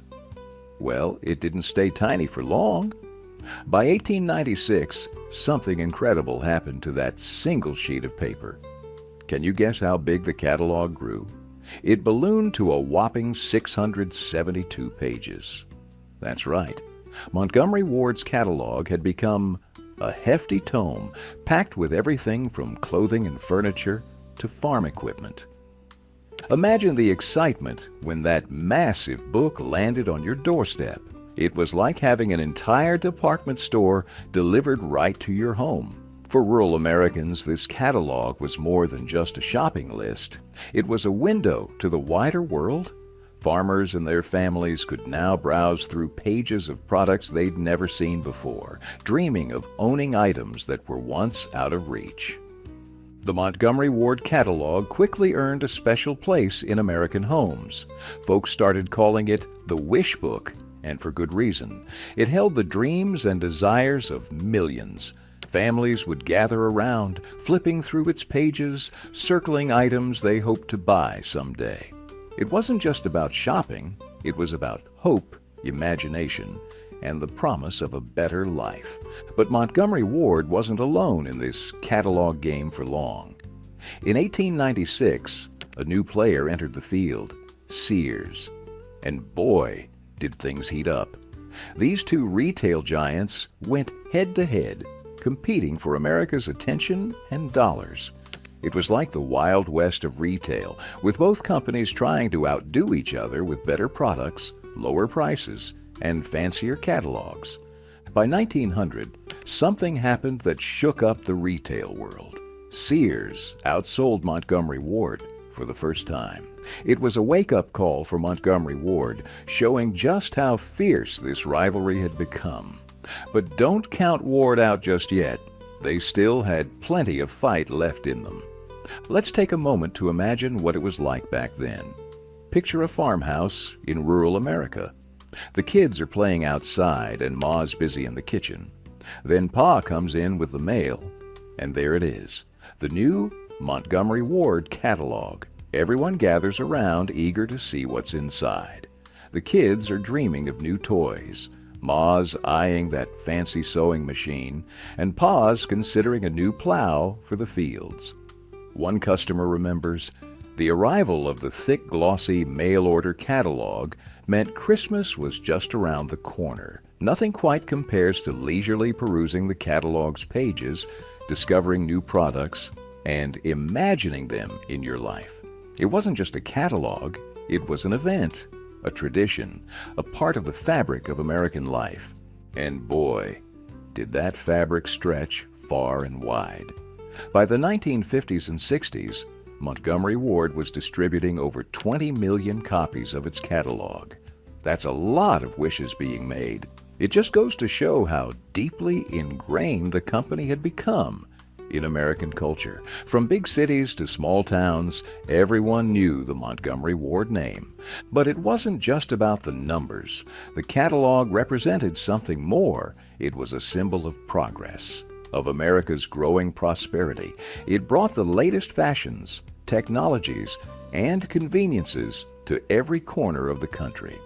Whether you lived in New York City or on a farm in Nebraska, you had access to the same goods. It was a great equalizer, in a way. Remember, this was long before the internet. There was no Amazon, no online shopping. The Montgomery Ward catalog was the internet of its day, a vast marketplace at your fingertips, delivered right to your door. It changed the way Americans shopped, thought about products, and even how they saw themselves. Shifting gears, the automobile age. The roaring 20s brought more than just flappers and jazz. A shiny new invention was about to drive Montgomery Ward into uncharted territory. What was it about this innovation that would force the retail pioneer to shift gears? It was the automobile, believe it or not. That's right. The same invention that gave us road trips and drive-in movies was also responsible for shaking up the retail world. You see, before cars became common, most folks relied on catalogs like Montgomery Ward's to do their shopping. But once people could easily drive to stores, everything changed. Imagine you're living in the 1920s. You've just gotten your first car, and suddenly the world seems a whole lot bigger. Instead of waiting for the catalog to arrive and then waiting even longer for your order, you could hop in your Model T and head to the nearest store. It was a whole new way of shopping, and it was catching on fast. Now, you'd think Montgomery Ward would have been all over this, right? They were the kings of retail innovation, after all. But here's the thing. They were slow to catch on. While their competitor Sears was opening stores left and right, Montgomery Ward was still focused on their catalog business. It wasn't until 1926 that Montgomery Ward finally opened their first retail store. That's right, 1926. By then, Sears had already been in the brick-and-mortar game for over 40 years. Talk about playing catch-up. Once they realized they needed to change, Montgomery Ward tried to make up for lost time. They opened 244 stores right after that first one, and by 1929, they had over 531 stores. It was like they were trying to cram decades of expansion into just a few years. But here's the thing about rushing. Sometimes you make mistakes. While Sears had taken their time to figure out the best locations and strategies for their stores, Montgomery Ward was just throwing up shops wherever they could. It was quantity over quality, and it would come back to bite them later. Remember how we talked about the catalog being a wish book for rural Americans? Well, now those same folks could drive to town and see the products in person. They could touch the fabric of that new dress or sit in that rocking chair before buying it. It was a whole new shopping experience, and people loved it. But Montgomery Ward was struggling to keep up. They were so used to their mail order business that they had a hard time adapting to this new world of retail stores. It was like they were trying to fit a square peg into a round hole. And it wasn't just about opening stores. The whole way people shopped was changing. Before, you might spend hours poring over the catalog, making your wish list. Now, you could browse the aisles, pick up items, and make impulse purchases. It was a different rhythm, a different way of thinking about shopping, and Montgomery Ward was having trouble getting into the groove. To make matters worse, in the early 1930s, Sears offered to merge with Montgomery Ward. Can you imagine? The two biggest names in retail joining forces? But Montgomery Ward said no. They thought they could go it alone. Looking back, that decision might have been the beginning of the end. As the years went on, the gap between Montgomery Ward and Sears just kept growing. While Sears was becoming a household name with their stores in every town, Montgomery Ward was still trying to figure out how to make this new retail world work for them. It's kind of ironic, isn't it? Montgomery Ward had been at the forefront of retail innovation with their catalog. They had changed the way America shopped. But when it came time for another big change, they just couldn't keep up. Weathering the storm, depression, and war. Montgomery Ward's inability to adapt was about to be put to an even greater test. As the 1930s rolled in, the company faced not just changing consumer habits, but a full-blown economic catastrophe. What happened next would involve government seizures, defiant executives, and a dramatic showdown that would make headlines across the nation. How did Montgomery Ward weather this perfect storm? The Great Depression hit America hard, and Montgomery Ward wasn't spared. Imagine losing over $8 million in just 1 year. That's exactly what happened to the company in 1930. It was a staggering amount of money, especially back then. The company's customers, mostly rural and working-class folks, were struggling to make ends meet. Suddenly, those wish book catalogs weren't filled with wishes anymore. They were just reminders of things people couldn't afford. But just when things looked bleakest, help came from an unexpected place. In 1931, J.P. Morgan, the big Wall Street bank, stepped in. They hired a man named Sewell Avery to be the new president of Montgomery Ward. Now, Avery wasn't your typical retail guy. He was tough, no nonsense, and had some pretty strong opinions about how to run a business. Avery took one look at Montgomery Ward and decided it was time for some serious belt-tightening. He started closing stores left and right, nearly 150 of them. Can you imagine? It must have been a shock to see all those store-closing signs popping up across the country. But Avery didn't stop there.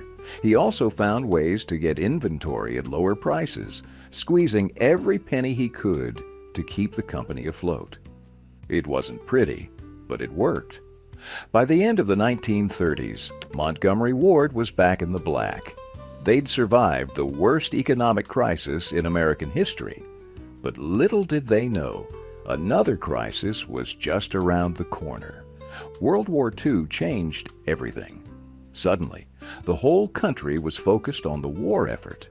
Companies like Montgomery Ward were expected to do their part. But Avery? Well, he had other ideas. In 1944, there was a nationwide strike. The government, led by President Franklin D. Roosevelt, wanted companies to comply with labor agreements to keep production going for the war. Most companies fell in line, but not Montgomery Ward. Avery refused to budge. Now, imagine this scene. It's April 1944. The country is at war. And suddenly, U.S. Army troops march into Montgomery Ward's Chicago headquarters. They're there on orders from the president himself to seize the company's properties. It was like something out of a movie. But the real drama came when they tried to remove Avery from his office. Picture this: a bunch of soldiers trying to escort a defiant businessman out of his own building. Avery wasn't going quietly. In fact, he had to be carried out of his office chair by two soldiers. Talk about making a scene! Why would the government go to such extremes? Well, they said Montgomery Ward was essential to the war effort. The company supplied goods that were necessary for both the military and everyday Americans. In the government's eyes, Avery's stubbornness was putting that at risk. The government kept control of Montgomery Ward until late 1945, after the war ended. But even after they gave the company back, things weren't the same. The whole ordeal had stirred up a lot of bad feelings. There were problems with labor relations, and people were questioning the decisions being made at the top. While all this was happening, the retail world kept changing. Remember how Montgomery Ward was slow to adapt to the rise of automobiles and retail stores? Well, now they were falling behind again. After the war, companies like Sears were growing fast, opening new stores in the booming suburbs. But Montgomery Ward, they were still stuck in the past, struggling to keep up. Post-war decline, missing the boom. Remember how Montgomery Ward was always a step behind? Well, after the war, they didn't just fall behind. They practically vanished from the race. In an era of unprecedented growth, Montgomery Ward's decline is a head-scratcher. What happened to this American retail icon when everyone else was thriving? The post-war years were a time of incredible prosperity in America. Soldiers were coming home, starting families, and moving to the suburbs. The economy was booming, and people had money to spend. It should have been the perfect time for a retail giant like Montgomery Ward to thrive. But while other companies were riding high on the wave of post-war prosperity, Montgomery Ward was struggling to stay afloat. So what went wrong? Well, a big part of the problem was the company's leadership. Remember Sewell Avery, the tough-as-nails businessman who got Montgomery Ward through the Great Depression? He was still at the helm, and he was convinced that another economic downturn was just around the corner. While other retailers were expanding and modernizing, Avery was hoarding cash, preparing for a depression that never came. This conservative approach might have seemed prudent, but it was actually a recipe for disaster. While Sears was opening shiny new stores in booming suburban shopping centers, Montgomery Ward was stuck with outdated stores in less desirable locations. It's like they were still selling horse-drawn buggies while everyone else had moved on to cars. One customer from the time recalled, "I remember going to Montgomery Ward with my mom in the 50s. The store looked like it hadn't been updated since before the war." Meanwhile, the new Sears across town was all bright and modern. It was no contest where we wanted to shop. But it wasn't just about the stores themselves. The whole retail landscape was changing, and Montgomery Ward was slow to adapt. New discount retailers like Kmart were popping up, offering low prices and no-frills shopping experiences. These stores were a hit with budget-conscious consumers, but Montgomery Ward stuck to its old ways, unable or unwilling to compete on price. As the 1950s rolled into the 1960s, Montgomery Ward's market share kept shrinking. They were losing ground not just to Sears, but to a whole new generation of retailers. It was like watching a once mighty heavyweight champion getting knocked around by younger, faster opponents. By the late 1960s, the company's financial troubles were becoming impossible to ignore. Profits were down, and the stock price was falling. Montgomery Ward was struggling to keep up with the changing times, and investors were starting to lose faith. In 1968, the company tried to turn things around by bringing in a new CEO, but it was too little, too late. The damage had been done. Years of underinvestment and failure to adapt had left Montgomery Ward in a precarious position.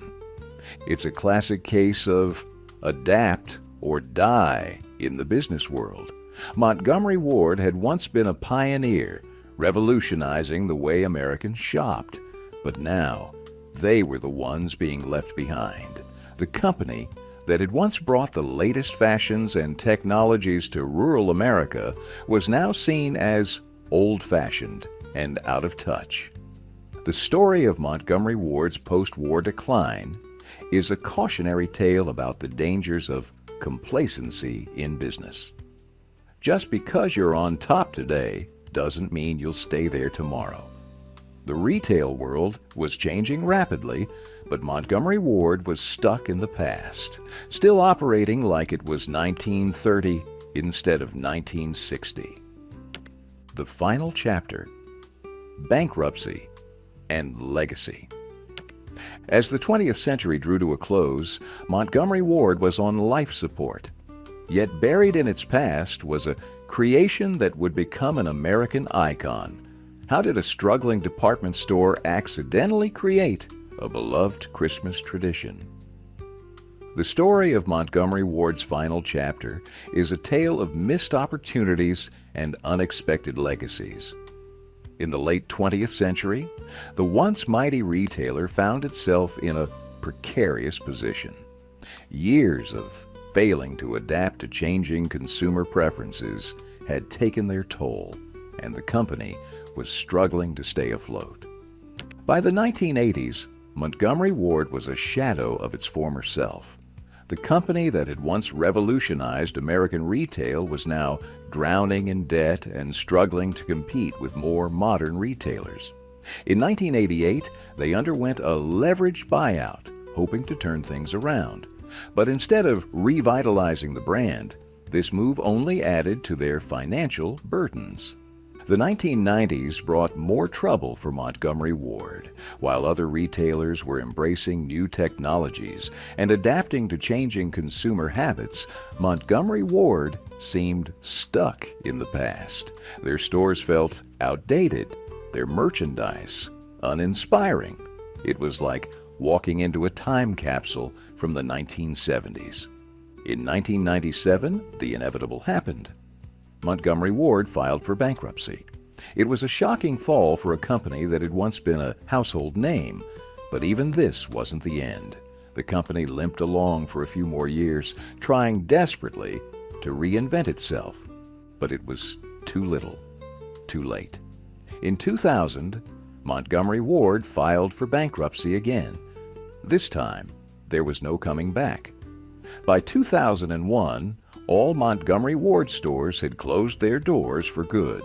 The company that had been a part of American life for over 125 years was gone. It's easy to look at Montgomery Ward's downfall and see only failure, but hidden in the company's history was something that would far outlive its retail empire. Back in 1939, Montgomery Ward did something that would become a beloved part of American culture. That year, Montgomery Ward created Rudolph the Red-Nosed Reindeer. Yes, that Rudolph. The lovable misfit reindeer who saves Christmas was originally created as a marketing gimmick for Montgomery Ward. The company wanted a character for a holiday coloring book they could give away to children, hoping to drive sales and engage customers. Robert L. May, an employee in the advertising department, came up with the story of Rudolph. It was an instant hit. Montgomery Ward gave away 2.4 million copies of the Rudolph booklet in its first year. Rudolph became a cultural phenomenon, inspiring the famous song and TV special that we all know and love today. It's ironic, isn't it? A company that failed to adapt to changing times created a character that has remained beloved for generations. Long after the last Montgomery Ward store closed its doors, children are still singing about Rudolph and his shiny red nose. But Rudolph isn't the only way Montgomery Ward's legacy lives on. Many of the innovations they introduced in their heyday are now standard practice in retail. The idea of a satisfaction guarantee, that was Montgomery Ward. Direct sales from manufacturers to consumers? Montgomery Ward helped pioneer that too. Even the concept of a mail-order catalog, which seems quaint in the age of online shopping, paved the way for how we shop today. In many ways, you could argue that Montgomery Ward's catalog was a precursor to modern e-commerce. Both allow customers to shop from the comfort of their homes, browsing a wide selection of products that can be delivered right to their door. Montgomery Ward's story is a reminder of how quickly things can change in the business world. A company that was once at the forefront of retail innovation eventually became a cautionary tale about the dangers of failing to adapt. But it's also a story about the unexpected ways a business can leave its mark on the world. Today, when we see a money-back guarantee or shop online, we're experiencing the echoes of Montgomery Ward's innovations. And every Christmas, when Rudolph's story is told once again, a little piece of Montgomery Ward lives on. Montgomery Ward's legacy in American retail is pretty impressive. They introduced some game-changing ideas that we still see today. Think about money-back guarantees and buying directly from manufacturers. That was all. Montgomery Ward. They even started offering credit cards way back in 1926, long before it was common. But it's not just about shopping. Montgomery Ward played a big role in rural America, bringing modern goods to folks who couldn't easily get to stores. And let's not forget, what if I told you that a $2,500 purchase in 1963 led to the creation of a billion-dollar empire? That's exactly what happened when Cotter & Company bought the True Value trademark. But here's the kicker. That same company would end up with over $500 million in debt by 2024. From small-town hero to big-box casualty, True Value's journey is a roller coaster ride through American economic history. Want to know how a cooperative of mom and pop stores became a retail powerhouse only to crumble under the weight of giants like Home Depot? Stick around as we hammer out the details of True Value's rise and fall. The $2,500 gamble that built an empire. In 1963, a man named John Cotter made a $2,500 purchase that would change the face of American hardware stores forever. Cotter wasn't just buying a brand name. He was investing in a vision that would reshape the landscape of Main Street America. But who was John Cotter, and what drove him to take such a risk? John Cotter was a hardware man through and through. He'd grown up in the business, watching his father run a small hardware store in Chicago. By the time he was in his 30s, Cotter had seen firsthand the challenges faced by independent retailers trying to compete with the larger chain stores. He knew that if small hardware stores were going to survive, they needed to band together. Cotter's idea was simple but revolutionary. Create a cooperative of independent hardware stores that could pool their resources, negotiate better prices with suppliers, and compete with the big boys. But starting a cooperative in the cutthroat hardware industry of the 1960s was no easy task. Many doubted whether independent store owners, fiercely proud of their autonomy, would be willing to work together. The hardware industry in the 1960s was a battlefield. Large chains were expanding rapidly, gobbling up market share and pushing small stores out of business. The advent of suburban shopping centers was changing where and how Americans shopped. Many predicted the death of the neighborhood hardware store, but Cotter saw an opportunity where others saw only challenges. He believed that with the right structure and support, independent hardware stores could not only survive, but thrive. All he needed was a name, a brand that could unite these stores under a single banner. That's where the True Value trademark came in. Hibbard Spencer Bartlett and Company, a venerable Chicago hardware wholesaler, had been using the True Value name since the 1930s. But by the early 1960s, the company was struggling. Cotter saw the potential in the True Value name and made his move. For $2,500, about $22,000 in today's money, Cotter acquired the True Value trademark. It was a gamble that would pay off beyond his wildest dreams. With the True Value name, Cotter had the brand identity he needed to bring his cooperative vision to life. Cotter and Company, as the new cooperative was called, hit the ground running. They offered independent hardware stores the chance to become members, giving them access to bulk purchasing power, marketing support, and the True Value brand name. Store owners could maintain their independence while enjoying the benefits of being part of a larger organization. The response was overwhelming. Within a year, over 500 stores had joined the True Value Cooperative. By the end of the decade, that number had grown to over 2,000.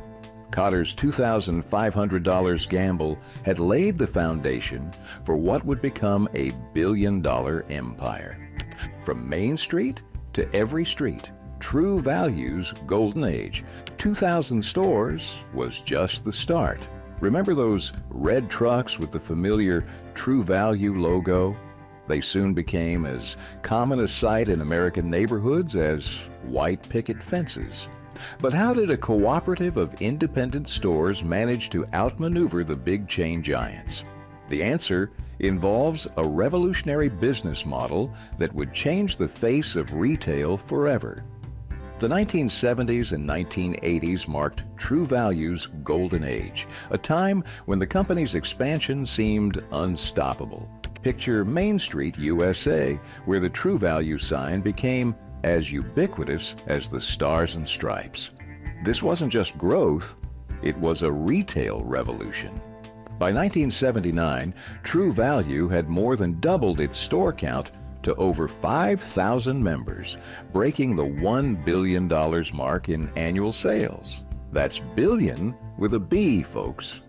But here's the kicker. While True Value was thriving, many independent hardware stores were struggling to keep their doors open. So what was True Value's secret sauce? It all came down to their unique cooperative model. This wasn't just a bunch of stores using the same name. It was a carefully crafted system that gave mom and pop shops the muscle to compete with the big boys. Imagine being a small hardware store owner in any town, USA. You're facing competition from all sides, and then True Value comes knocking. They offer you the chance to join a network where you can pool your buying power with thousands of other stores. Suddenly, you're negotiating prices like a big chain, but you still get to be the friendly face behind the counter that your neighbors know and trust. But True Value didn't stop at just helping with buying power. They rolled out programs like ServiStar in 1977, which wasn't just about slapping a logo on your storefront. It was a full-fledged advertising blitz that turned True Value into a household name. By 1985, they were pouring $10 million into advertising, and it paid off big time. That year, over 50% of consumers recognized the ServiStar name. Talk about brand recognition. And let's not forget about those iconic red trucks. They weren't just delivery vehicles, they were rolling billboards, bringing True Value's promise of quality and service to every corner of America. From bustling cities to sleepy small towns, if you saw a True Value truck roll by, you knew help was just around the corner. But True Value's success wasn't just about clever marketing. They revolutionized the way hardware stores operated. They set up regional distribution centers that made inventory management a breeze for their members. No more struggling to keep shelves stocked or worrying about over-ordering. True Value had your back, ensuring you always had the right products at the right time. As the 1980s rolled on, True Value became more than just a place to buy hammers and nails. They expanded into seasonal items, becoming the go-to spot for everything from 4th of July flags to Christmas lights. Need a new grill for your summer cookout? True Value had you covered. Looking for the perfect wreath to deck your halls? You guessed it. True Value was your one-stop shop. The Hardware Wars, True Value versus the Big Box Invasion. Just when True Value thought it had nailed the hardware game, along came a challenger that would redefine what it meant to be a one-stop shop. How did a new breed of store manage to saw through True Value's carefully built empire? The answer lies in a retail strategy so big it needed its own zip code. Enter the era of the big box stores. In the 1990s, names like Home Depot and Lowe's started popping up across America faster than you could say, do it yourself. These weren't your grandpa's hardware stores. Picture warehouses the size of football fields, packed to the rafters with everything from power tools to potted plants. It was like someone had taken True Value's idea of being a one-stop shop and supersized it. By the mid-1990s, Home Depot had over 500 stores spread across the country. Lowe's wasn't far behind, expanding at a breakneck pace. These retail giants were changing the game, offering a dizzying array of products under one very large roof. Suddenly, True Value's cozy community stores were looking a bit, well, quaint. But it wasn't just about size. These big box stores had a secret weapon: buying power. With their massive scale, they could negotiate rock-bottom prices from suppliers. Remember how True Value's cooperative model gave its members the muscle to compete with bigger chains? Well, now they were up against the Goliaths of retail, and even their united strength was being put to the test. The impact on True Value and its members was immediate and intense. Imagine being a True Value store owner watching as a shiny new Home Depot opened just down the street. Suddenly, your loyal customers were being lured away by the siren song of lower prices and endless selection. It was like David versus Goliath, but this time Goliath had power tools and a better marketing budget. True Value wasn't about to go down without a fight, though. They started modernizing their stores, expanding their product lines, and doubling down on what had always been their strength: personalized service. But here's the rub. All these changes cost money, and many True Value members were already feeling the pinch from decreased sales. As the 1990s wore on, the shift in consumer preferences became undeniable. The convenience of one-stop shopping at big box stores was winning over the American public. Why make multiple trips to different stores when you could get everything you needed in one go? It was a seismic shift in shopping habits, and True Value was caught in the fault line. But True Value had an ace up its sleeve: its business model. Unlike the big box stores, True Value stores were independently owned and operated. This meant that when you walked into a True Value, you weren't just another face in the crowd. You were greeted by folks who knew their community, understood local needs, and could offer personalized advice that no big box employee manual could match. The $131 million mistake, True Value's accounting scandal. True Value's independent spirit had always been its calling card, but as the new millennium approached, a shocking discovery would prove that even the most trusted names can hide dark secrets. What financial skeleton was lurking in True Value's closet, and how would it change the face of this American institution forever? In 1997, True Value made a bold move to strengthen its position in the hardware market. Cotter & Company, the cooperative that had been the backbone of True Value for decades, merged with ServiceStar Coast to Coast Corporation. The result? TrueServe Corporation, a powerhouse that seemed poised to take on the big box stores head to head. It was a match made in hardware heaven, or so everyone thought. But just 2 years later, in 1999, the wheels came off the TrueServe wagon. During what should have been a routine audit, accountants uncovered a financial black hole that would make even the most seasoned bean counters break out in a cold sweat. We're talking about a $100 million discrepancy in the books. That's not the kind of spare change you find between the couch cushions, folks. As news of the accounting irregularities spread, it was like someone had taken a sledgehammer to True Value's reputation. The company's stock value plummeted faster than a bag of nails dropped from a 10-story building. Member stores, the very lifeblood of True Value's cooperative model, started heading for the exits. It was as if the true had been taken out of True Value overnight. But how did things go so wrong? According to financial experts, the roots of the problem stretched back to the 1997 merger. It turns out that combining two large companies is a bit more complicated than mixing paint colors. The newly formed TrueServe Corporation struggled with integration issues, leading to a perfect storm of inadequate internal controls and wonky inventory management systems. The result? A financial mishmash where expenses were understated and income was overstated.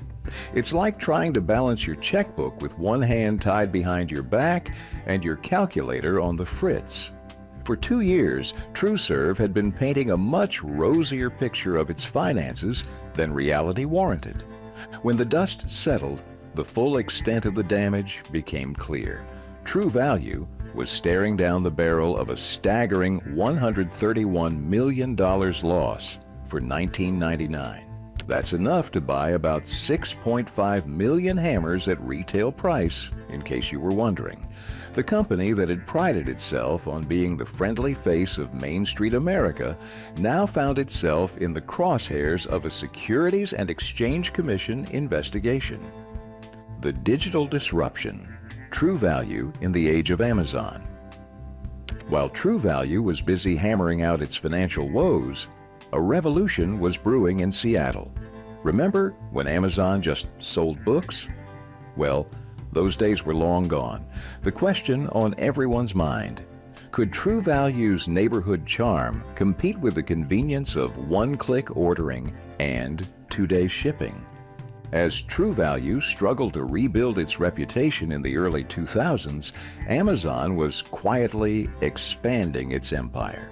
What started as an online bookstore was quickly becoming the everything store. By 2006, Amazon had launched its home improvement category, offering a vast array of tools, hardware, and DIY supplies. Suddenly, True Value wasn't just competing with the big box stores down the street. They were up against a digital giant that never closed and could deliver a power drill to your doorstep in 48 hours. For True Value and its member stores, this digital disruption posed a unique challenge. How do you compete with a company that doesn't have to worry about store rent, inventory management, or even face-to-face customer service? The answer, it turned out, wasn't easy to come by.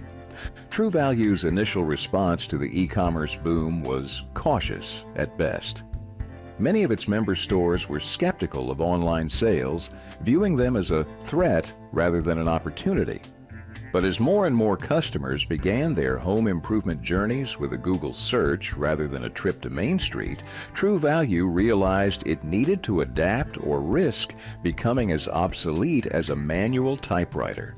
In 2011, True Value launched its first significant e-commerce initiative, partnering with Amazon to sell a selection of its products through the online marketplace.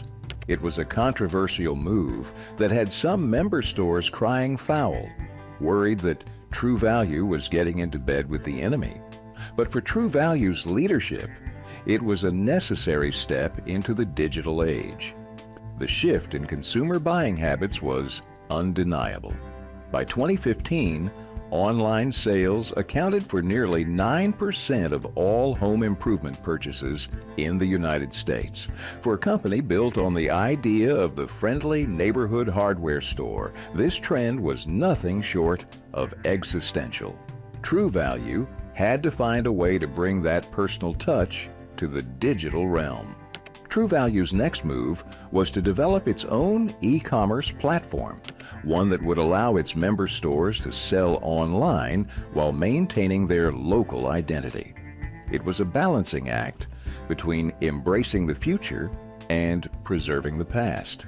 The company invested millions in digital infrastructure, training programs, and marketing support to help its members compete in the online marketplace. Some True Value stores found success in this new digital landscape. They leveraged their local expertise and community connections to offer services that Amazon couldn't match. Need advice on how to fix that leaky faucet? Your local True Value store could offer personalized guidance via video chat. Looking for a specific part for your vintage lawnmower? True Value's network of local stores could track it down and have it ready for curbside pickup in hours. But for every success story, there were stores that struggled to make the digital transition.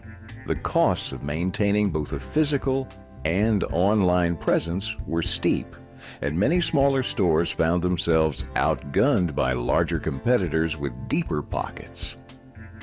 The end of an era, True Value's sale and restructuring. While some True Value stores were still figuring out how to compete in the digital age, the company's leadership was cooking up a plan that would change everything. Remember when your local True Value felt like it was owned by your neighbors? Well, in 2018, that all changed. But why would a 70-year-old cooperative suddenly decide to sell off most of its ownership? Enter Acon Investments, a private equity firm with a knack for turning struggling companies around. They saw potential in True Value that went beyond its current struggles. Their offer? To purchase a whopping 70% stake in the company. This wasn't just a change in ownership. It was a complete overhaul of True Value's decades-old business model. Now you can imagine this news didn't exactly go over like a fresh coat of paint with all of True Value's members, some saw it as a lifeline, a chance to modernize and compete in an increasingly cutthroat market. Others? Well, they felt like the very soul of True Value was being sold off to the highest bidder. Heated debates erupted in hardware stores across the country. Would this be the nail in the coffin for the friendly neighborhood hardware store, or the foundation for a new era of growth? The deal itself was a mixed bag of promises and concessions. Akon pledged to invest $229 million into True Value, promising to pay down debt and return $196 million to member retailers. Sounds great, right? But here's the kicker. Those same retailers would have to give up their shares in the cooperative. It was like trading in your vintage truck for a brand new model. Sure, it might run better, but would it have the same character? Industry experts were split on the deal. Some saw it as a necessary step to keep True Value competitive in a world dominated by big box stores and online giants. This could give True Value the financial muscle it needs to modernize its operations and support its members in the digital age, said one retail analyst. Others worried that the loss of member control would erode True Value's unique identity. When you take the cooperative out of a cooperative, what are you left with? Mused a longtime hardware store owner. As the dust settled on the deal, True Value found itself in uncharted territory. The company that had prided itself on being a democratic collective of independent store owners was now majority owned by a private equity firm.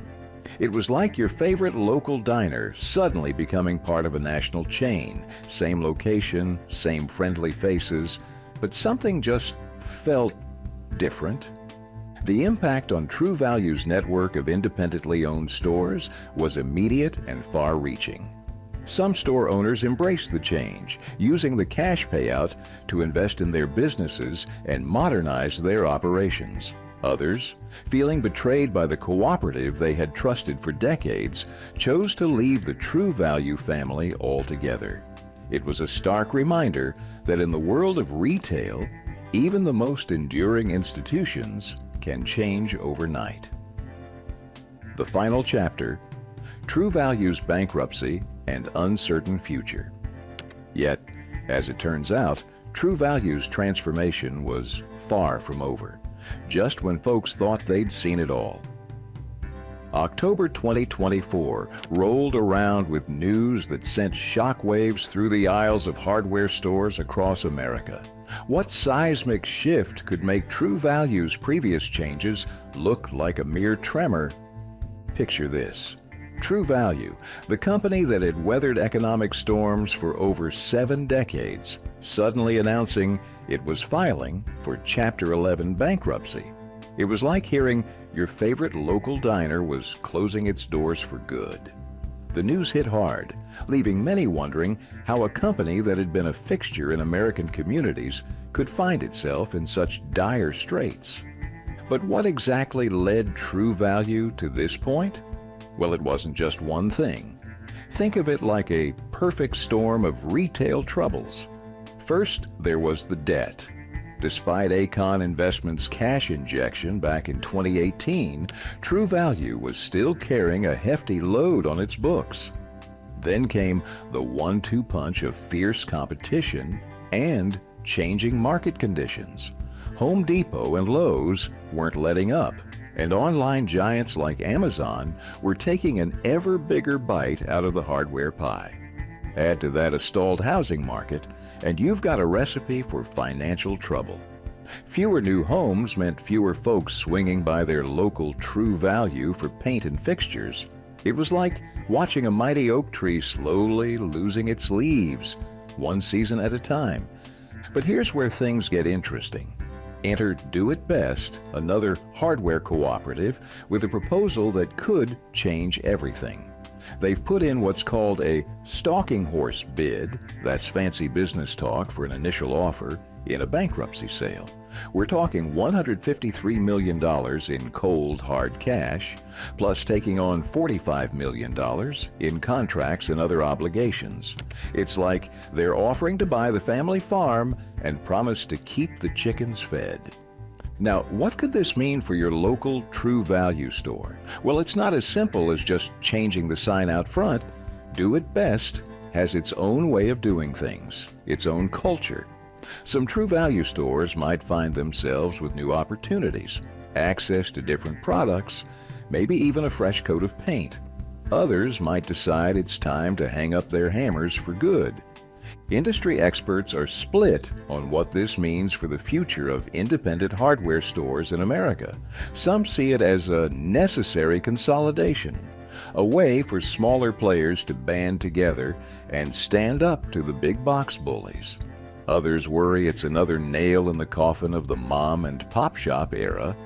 True Value's CEO, Chris Kempa, put it this way: after a thorough evaluation of strategic alternatives, we determined that the sale of our business was the path forward to maximize value and best serve our retail partners and other stakeholders into the future. It's a mouthful, but it boils down to this: they're hoping this move will keep the True Value spirit alive, even if it means saying goodbye to the True Value name. As we close the book on True Value's incredible journey, we're left with more than just a tale of hammers and nails. It's a story that mirrors the changing face of American retail over 7 decades. From post-war boom to digital disruption, True Value's rise and fall reflects our shifting values, communities, and ways of life. But here's the million-dollar question. In a world of Amazon and big box stores, is there still room for the friendly neighborhood hardware store? While True Value's future hangs in the balance, the spirit of local hardware lives on. Across America, thousands of independent retailers still offer more than just tools. They provide advice, a friendly face, and a connection to community that no algorithm can replace. The name on the sign might change, but the heart of the local hardware store beats on.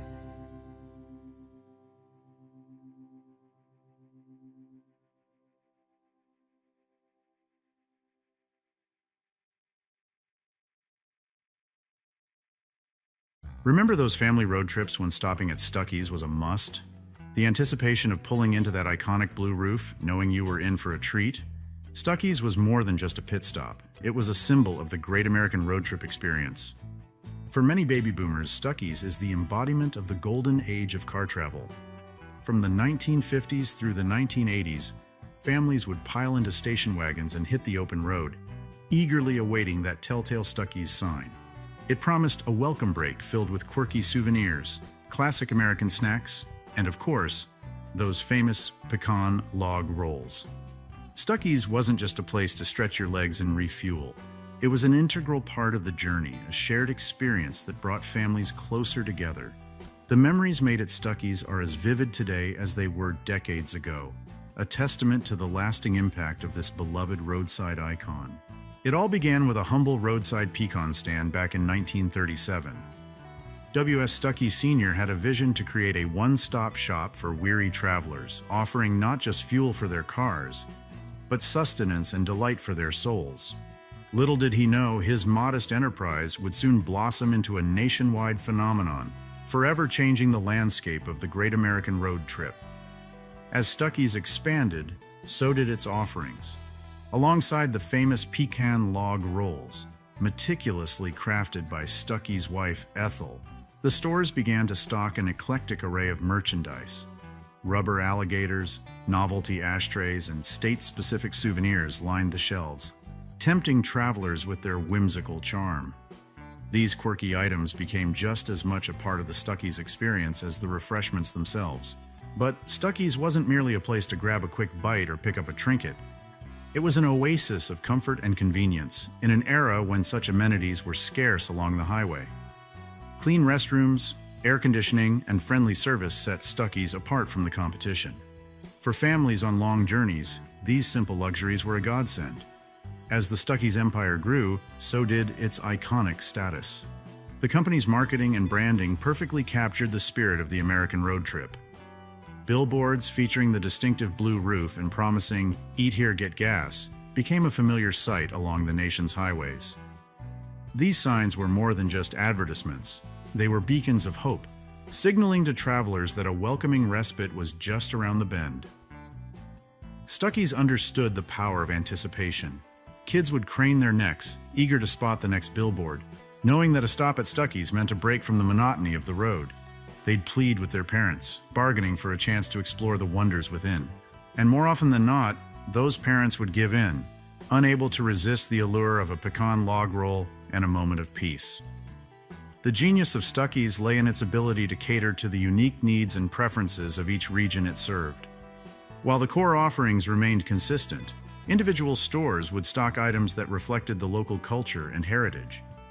Whether it was alligator souvenirs in Florida or cactus candy in Arizona, Stuckey's had something to delight every traveler. This attention to regional diversity made each Stuckey's stop feel like a small adventure within the larger journey. Families would eagerly compare their hauls, marveling at the differences and similarities between stores. In a time before the homogenization of highway travel, Stuckey's offered a glimpse into the rich tapestry of American life. For the baby boomer generation, Stuckey's was more than just a chain of roadside stops. It was a symbol of their youth, a touchstone of a simpler time when the open road held endless possibilities. The memories made at Stuckey's, the laughter, the sticky fingers, the treasured souvenirs, are forever woven into the fabric of their collective experience. Today, those memories continue to evoke a powerful sense of nostalgia. The mere mention of Stuckey's is enough to transport baby boomers back to a time when the journey was as important as the destination, and when a humble pecan log roll could make even the longest car ride feel like a grand adventure. In this golden age of car travel, Stuckey's wasn't just a pit stop, it was an integral part of the journey itself. For countless families, the memories created at Stuckey's were just as important as the destinations they were heading to. The Stuckey's experience was carefully crafted to enhance the joy and excitement of the great American road trip. As families hit the open road, anticipation would build with each passing mile. Kids would keep their eyes peeled for those iconic Stuckey's billboards, featuring the distinctive blue roof and promising a world of delights within. The clever slogans and enticing imagery were more than just marketing. They were a siren call to weary travelers, offering a much-needed break from the monotony of the highway. When a Stuckey's sign finally appeared on the horizon, the excitement in the car was palpable. Kids would plead with their parents to stop, bargaining and cajoling until they finally relented. The promise of stretching their legs, indulging in a sweet treat, and exploring the store's quirky offerings was simply too tempting to resist. As families pulled into the parking lot, they were greeted by the welcoming sight of that famous blue roof. Stepping inside, they were transported into a world of sensory delights. The aroma of freshly made pecan log rolls filled the air, mingling with the scent of hot coffee and savory snacks. The shelves were lined with a dizzying array of souvenirs and novelty items, each one more intriguing than the last. But Stuckey's wasn't a one-size-fits-all experience. The company understood that each region had its own unique character and charm, and they tailored their offerings to reflect this diversity. In Florida, travelers might find alligator-shaped keychains and citrus-flavored candies, while in the Southwest, cactus jelly and turquoise jewelry were popular items. This attention to local culture made each Stuckey's stop feel like a mini-adventure, offering a taste of the region's distinct personality. For kids, a visit to Stuckey's was a chance to explore a world of wonder. They'd dart from shelf to shelf, marveling at the rubber snakes, novelty lighters, and state-themed salt and pepper shakers. The store was a treasure trove of delights, each item more fascinating than the last. Parents would indulge their children's curiosity, knowing that these small purchases would become cherished mementos of their journey. But Stuckey's wasn't just about the merchandise. It was a place where families could take a break from the road, enjoy a moment of togetherness, and create lasting memories. They'd gather around the counter, savoring the sweet, gooey goodness of a pecan log roll or sipping on an ice-cold soda. These simple pleasures took on a special significance in the context of a family road trip. They were shared experiences that would be remembered long after the journey had ended. As families piled back into their cars, their Stuckey's souvenirs in tow, they'd feel a sense of contentment and connection. The stop had been more than just a break from driving. It had been a bonding experience, a chance to create memories that would last a lifetime. The laughter, the sticky fingers, the treasured trinkets. These were the things that made a road trip truly special. Looking back, it's clear that Stuckey's played an essential role in shaping the culture of the great American road trip. It wasn't just a place to refuel and restock. It was a destination in its own right. A place where families could come together and create unforgettable memories. For baby boomers, the Stuckey's experience is a cherished part of their collective memory, a reminder of a time when the journey was just as important as the destination. But as the decades passed, the landscape of American travel began to shift. New challenges emerged, threatening the very existence of this beloved roadside icon. As we'll explore in the next section, the decline of Stuckey's was a reflection of broader changes in American society. Changes that would forever alter the way we travel and the memories we make along the way. As the golden age of car travel began to wane, Stuckey's faced a series of challenges that threatened its very existence. The once thriving chain, which had been a beloved fixture of the American road trip, found itself struggling to adapt to a rapidly changing landscape. The factors that led to Stuckey's decline were complex and multifaceted, reflecting broader shifts in American society and culture. One of the most significant challenges Stuckey's faced was the oil embargo of the 1970s. As gas prices skyrocketed, families began to rethink their travel habits. The long, leisurely road trips that had once been a staple of American life became increasingly expensive and impractical. Families started to favor shorter, more localized vacations, often opting to fly rather than drive. As a result, the steady stream of customers that had once sustained Stuckey's began to dwindle. At the same time, air travel was becoming more accessible and affordable. The deregulation of the airline industry in 1978 led to increased competition and lower fares, making flying a more attractive option for many families. As more people took to the skies, the Great American Road Trip began to lose its luster. The romance of the open road, which had once been such an integral part of Stuckey's appeal, was slowly fading away. But it wasn't just external factors that contributed to Stuckey's decline. In the 1960s, the company was sold to Pet Milk, a large corporate conglomerate. Under new ownership, Stuckey's began to lose its way. The focus shifted from providing a unique, locally tailored experience to maximizing profits and streamlining operations. The quirky regional offerings that had once set Stuckey's apart were gradually phased out in favor of a more homogenized product line. As Stuckey's lost touch with its roots, it also lost touch with its customers. The personal, family-friendly atmosphere that had once been the chain's hallmark gave way to a more impersonal, corporate feel. Stuckey's began to blend in with the countless other rest stops and fast food joints that dotted the nation's highways. The distinctive blue roof, once a beacon of warmth and familiarity, became just another roadside logo. Over the decades, Stuckey's passed through many hands, each new owner seemingly less invested in preserving the company's unique identity. Stores began to close, and the brand's presence on the nation's highways dwindled. By the early 2000s, Stuckey's had become a shadow of its former self, with only a handful of locations remaining. The decline of Stuckey's was a reflection of broader changes in American society. As the nation's transportation infrastructure evolved and travel habits shifted, the Great American Road Trip began to lose its cultural significance. The rise of the interstate highway system, with its faceless rest stops and generic fast food chains, made Stuckey's traditional approach seem quaint and outmoded. But perhaps most importantly, the decline of Stuckey's signaled a shift in the way Americans viewed travel itself. The joy of the journey, once such an integral part of the Stuckey's experience, was gradually replaced by a focus on efficiency and convenience. The memories made along the way, memories of laughter and wonder shared outside with a melting pecan log roll on a hot summer day, took a back seat in the race to the destination. Yet even as Stuckey's star faded, hope was not lost. For deep in the heart of Georgia, a new champion was emerging. one with a fierce determination to revive her grandfather's beloved brand and restore its rightful place in the pantheon of American road trip icons. Into this void stepped Stephanie Stuckey, granddaughter of the company's founder, and a woman on a mission to bring Stuckey's roaring back to life.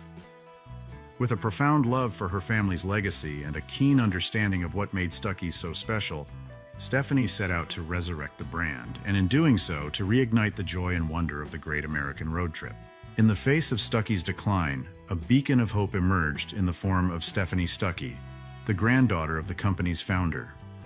With a deep love for her family's legacy and a fierce determination to revive the brand, Stephanie embarked on a mission to bring Stuckey's back from the brink of obscurity. Stephanie's journey began in 2019 when she took the helm as CEO of Stuckey's. She knew that reviving the brand would be no easy feat. Decades of neglect and corporate mismanagement had taken their toll. But Stephanie was undaunted. Armed with a clear vision and an unwavering commitment to her grandfather's values, she set out to resurrect Stuckey's and restore its place in the hearts of American travelers. One of Stephanie's first priorities was to refocus the company on its core offerings. She recognized that Stuckey's had always been known for its high-quality pecan products, particularly the beloved pecan log roll. By doubling down on these signature items and ensuring that they were made with the finest ingredients, Stephanie aimed to reinvigorate the brand's reputation for quality and taste. But Stephanie's vision went beyond just pecans. She understood that Stuckey's success had always been rooted in its ability to create unique, memorable experiences for travelers. To that end, she began reopening Stuckey's locations along major highways, carefully selecting sites that would be convenient for modern-day road trippers. These new stores were designed to evoke the same sense of warmth and nostalgia that had made Stuckey's so beloved in its heyday. Inside these revamped locations, customers found a delightful blend of old and new. Classic Stuckey's merchandise like pecan log rolls and kitschy souvenirs sat alongside more modern offerings like gourmet coffee and healthy snack options. The goal was to create a one-stop shop that catered to the needs of today's travelers while still preserving the quirky, old-fashioned charm that had always been Stuckey's hallmark. Stephanie also recognized the power of nostalgia in reviving the brand. She knew that for many baby boomers, Stuckey's held a special place in their hearts, a reminder of simpler times and cherished family memories. By leaning into this nostalgia through targeted marketing campaigns and retro-inspired branding, Stephanie aimed to rekindle that emotional connection and introduce Stuckey's to a new generation of travelers. These efforts soon began to pay off. New Stuckey's locations started popping up across the country, from the Carolinas to Texas to Oklahoma. The brand's retail presence also expanded, with Stuckey's products finding their way onto the shelves of major retailers like Cracker Barrel and Bass Pro Shops. Slowly but surely, Stuckey's was regaining its foothold in the American travel landscape. But perhaps most importantly, Stephanie's revival of Stuckey's tapped into a deep yearning among Americans for a return to a simpler, more authentic way of travel. In an age of faceless rest stops and generic fast food chains, Stuckey's offered a refreshing alternative, a place where travelers could slow down, savor the journey, and create lasting memories with their loved ones. As Stuckey's began to re-emerge, it was a testament to the enduring power of the great American road trip. The brand stood as a bastion of hope in a disposable culture, a reminder that the magic and wonder of the open road cannot be suppressed for long. Under Stephanie Stuckey's passionate leadership, it appeared that Stuckey's was well on its way to reclaiming its rightful place as a roadside icon. But the road ahead was not without its challenges. The changing nature of American travel has raised questions about whether the traditional road trip still holds the same allure for modern families. In the next section, we will take a closer look at how road trips have evolved since the golden age of Stuckey's, and what that means for the future of this beloved American institution. Under Stephanie Stuckey's passionate leadership, it appeared that Stuckey's was well on its way to reclaiming its rightful place as a roadside icon. But the road ahead was not without its challenges. The changing nature of American travel has raised questions about whether the traditional road trip still holds the same allure for modern families. The evolution of road trips since the golden age of Stuckey's has been shaped by a multitude of factors, from the expansion of the interstate highway system to the rise of modern travel conveniences. In the 1950s and 60s, when Stuckey's was at its peak, road trips were an adventure into the unknown. Families would set out on winding two-lane highways, never quite sure what they might encounter along the way. Every stop was a chance to discover something new and exciting, whether it was a quirky roadside attraction or a mom-and-pop diner serving up local specialties. But as the interstate highway system expanded, road travel became more standardized and predictable. The winding, scenic routes of yesteryear gave way to straight, multi-lane highways designed for speed and efficiency. Rest stops became more generic, offering the same fast food chains and gas station fare from coast to coast. The serendipity and surprise of the old-fashioned road trip began to fade away, replaced by a more streamlined, homogenized experience. At the same time, modern travel conveniences have made road trips easier and more comfortable than ever before.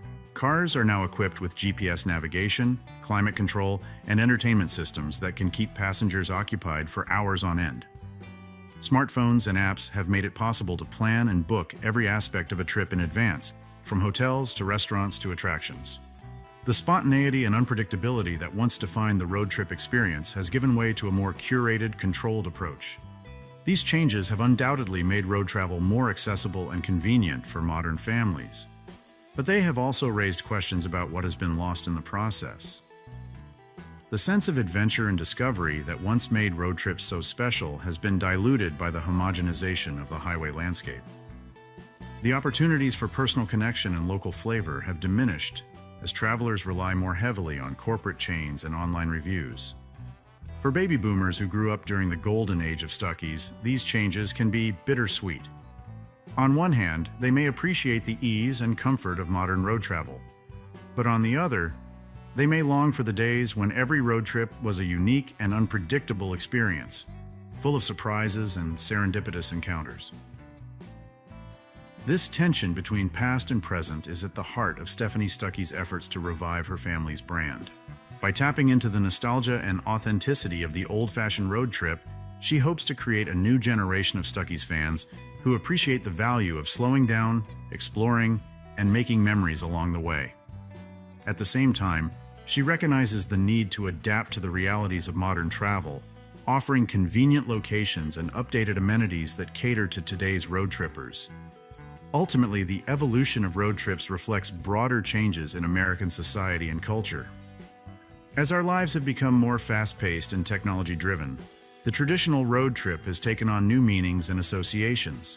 For some, it represents a chance to unplug and reconnect with the simple pleasures of the open road. For others, it is a way to explore new places and create lasting memories with loved ones. But through it all, the spirit of the great American road trip endures. It is a testament to our enduring fascination with the freedom and possibility of the open road. A fascination that Stuckey's has embodied for generations. As long as there are highways to explore and adventures to be had, the legacy of Stuckey's will continue to inspire and delight travelers of all ages. As we've seen, the story of Stuckey's is one of rise, fall, and revival, a journey that mirrors the changing face of the American road trip. From its humble beginnings as a pecan stand to its heyday as a beloved roadside icon, Stuckey's has always embodied the spirit of adventure and discovery that lies at the heart of the great American journey. Though the brand faced challenges and decline in the face of changing times, the tenacious efforts of Stephanie Stuckey have breathed new life into her grandfather's legacy. By tapping into the nostalgia and authenticity that made Stuckey's so special, she has rekindled the magic of the road trip for a new generation of travelers. So let us embrace the spirit of Stuckey's as we set out on our own journeys, big and small. Let us savor the simple pleasures of the open road, the wind in our hair, the sun on our faces, and the sweet taste of a pecan log roll on our lips. And let us remember that as long as there are highways to explore and memories to be made, the legacy of Stuckey's will endure, inspiring us to slow down, enjoy the ride, and make every mile count.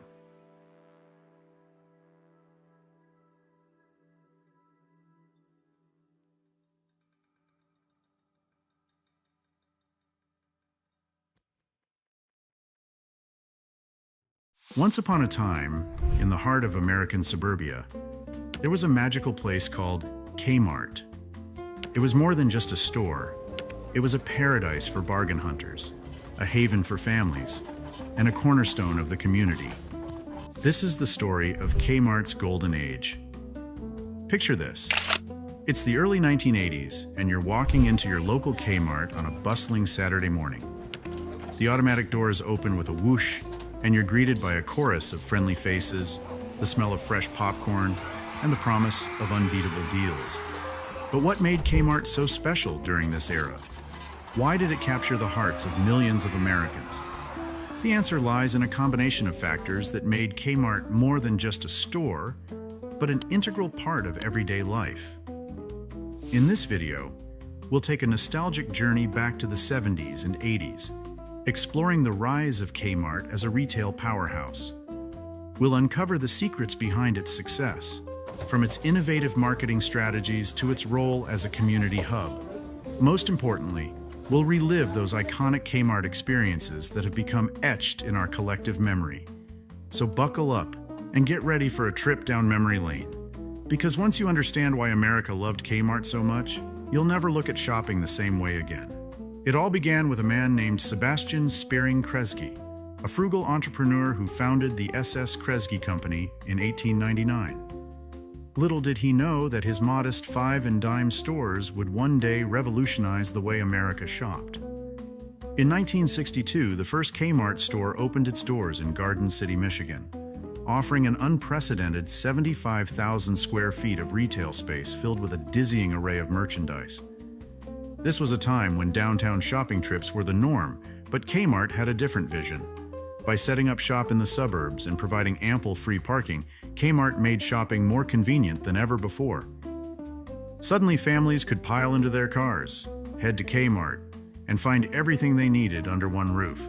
And boy, did Kmart grow.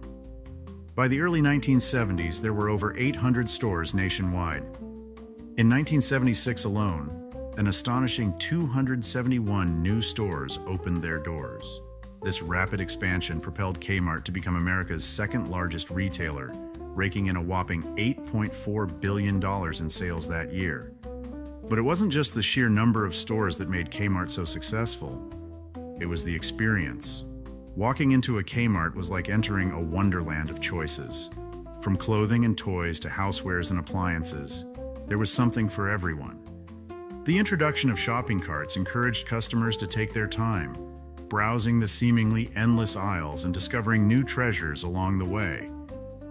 For many Americans, Kmart became a weekly or even daily ritual. Mothers would bring their children along, letting them explore the toy department while they tackled the shopping list. Teenagers would save up their allowances to buy the latest gadgets or records. And everyone loved the unmistakable scent of Kmart popcorn wafting through the store. Kmart's success was also due in part to its savvy marketing strategies. The company knew how to create a buzz, whether it was through catchy jingles, colorful advertisements, or the famous blue light specials, but more on those later.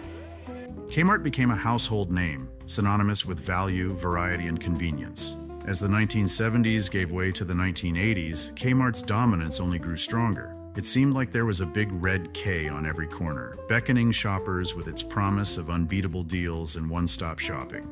Kmart had become more than just a store. It was a cultural institution, woven into the fabric of American life. Of course, Kmart's reign at the top wouldn't last forever.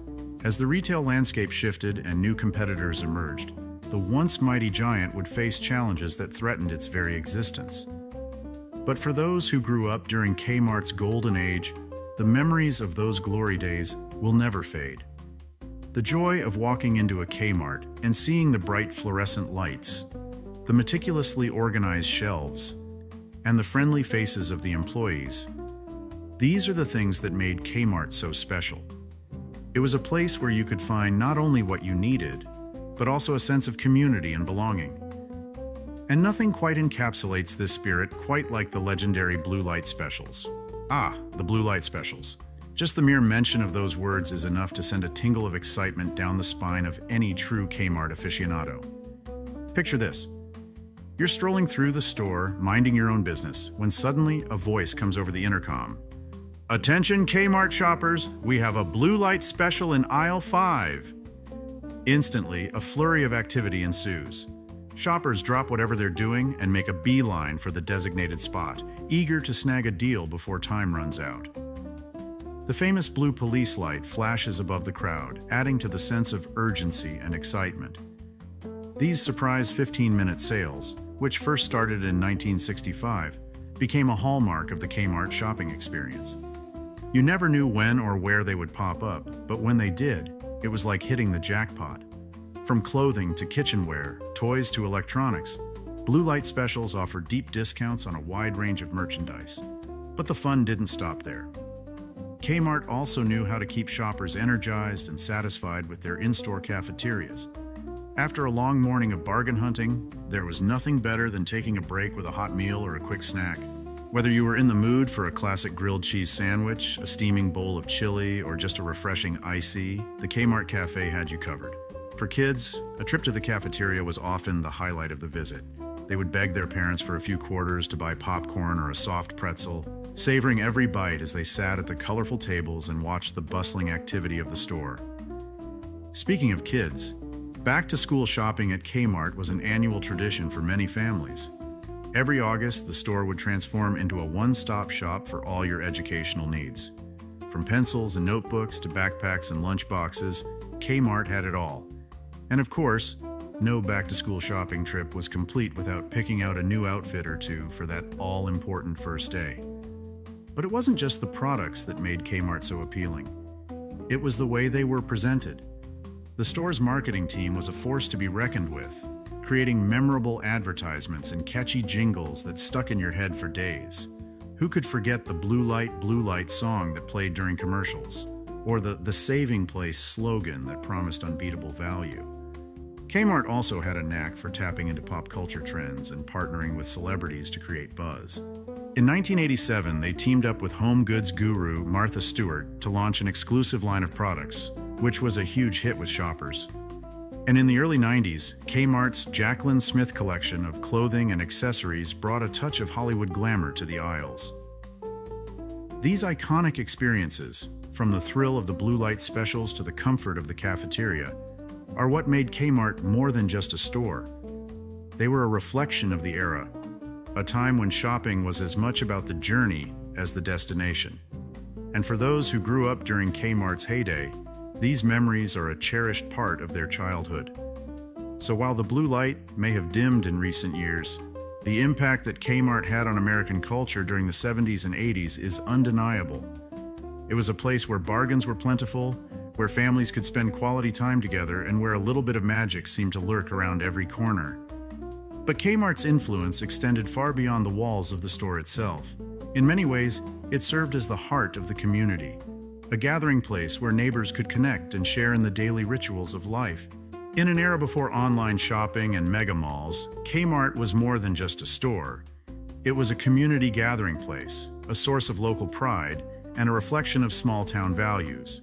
For many Americans in the 1970s and 80s, a trip to Kmart was not just about buying necessities. It was a social outing, a chance to catch up with neighbors and friends while browsing the aisles. Kmart's role as a community hub was especially evident in smaller towns and rural areas, where options for shopping and entertainment were limited. The store's arrival was often a major event, marking a new era of convenience and choice for residents. Grand opening celebrations would draw crowds from miles around, eager to see what this new, big-box retailer had to offer. But Kmart's community involvement went beyond just providing a place to shop. The company made a point of supporting local causes and events, from sponsoring Little League teams to donating to school fundraisers. In many towns, the Kmart manager was a well-known figure, someone who knew customers by name and was always ready with a friendly hello or a helping hand. This sense of community was reinforced by the store's layout and design. Unlike the cavernous, impersonal feel of some modern retailers, Kmart stores in the 70s and 80s had a more intimate, approachable vibe. The aisles were wide enough to accommodate shopping carts and strollers, but not so vast that you felt lost or overwhelmed. The shelves were stocked with a mix of national brands and Kmart's own private labels, giving shoppers a sense of familiarity and trust. Even the store's soundtrack played a role in creating a welcoming atmosphere. The gentle muzak and occasional blue light special announcements were a comforting background noise, a reminder that you were part of a shared experience. And of course, no visit to Kmart was complete without hearing the famous phrase, "Attention Kmart shoppers," crackle over the intercom, alerting bargain hunters to the latest deal. For many families, shopping at Kmart was a weekly ritual, a chance to stock up on essentials and maybe splurge on a few small luxuries. Kids would beg their parents to take them to the toy department, where they could ogle the latest action figures or play with the display models. Teenagers would save their allowances to buy the newest fashions or beauty products, eager to keep up with the latest trends. But Kmart wasn't just a place for kids and teens. For adults, the store offered a welcome respite from the stresses of daily life. Browsing the aisles was a form of retail therapy, a chance to dream about home improvement projects or plan for upcoming holidays. And of course, there was always the lure of the blue light specials, those surprise sales that turned ordinary shopping trips into treasure hunts. Looking back, it's clear that Kmart's success in the 70s and 80s was about more than just low prices and convenient locations. It was about a sense of community, a feeling of belonging that transcended the mere act of buying and selling. For many Americans, Kmart was an integral part of their lives, a place where they could find not just products, but also a connection to their neighbors and their town. Of course, this golden age of retail wouldn't last forever. As times changed and competition intensified, Kmart struggled to keep up with shifting consumer preferences and new challenges. But for those who grew up during the store's heyday, the memories of those bustling aisles and friendly faces will always hold a special place in their hearts. The personalized service that Kmart was known for was more than just good manners. It was a key part of the store's identity and success. Long before the phrase, "the customer is always right," became a retail cliché, Kmart employees embodied this ethos in their daily interactions with shoppers.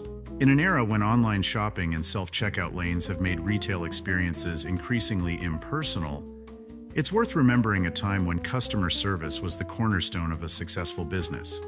And for Kmart in the 1970s and 80s, exceptional service was more than just a strategy. It was a way of life. Step into a Kmart store during the company's golden years, and you were immediately greeted by a smiling face, eager to assist you with whatever you needed. These weren't just minimum wage workers punching a clock. They were dedicated employees who took pride in their jobs and genuinely cared about their customers. Many shoppers had their favorite cashiers or salespeople, those familiar faces who always remembered their names and asked about their families. These personal connections fostered a sense of loyalty that kept customers coming back week after week, even as new competitors emerged on the scene.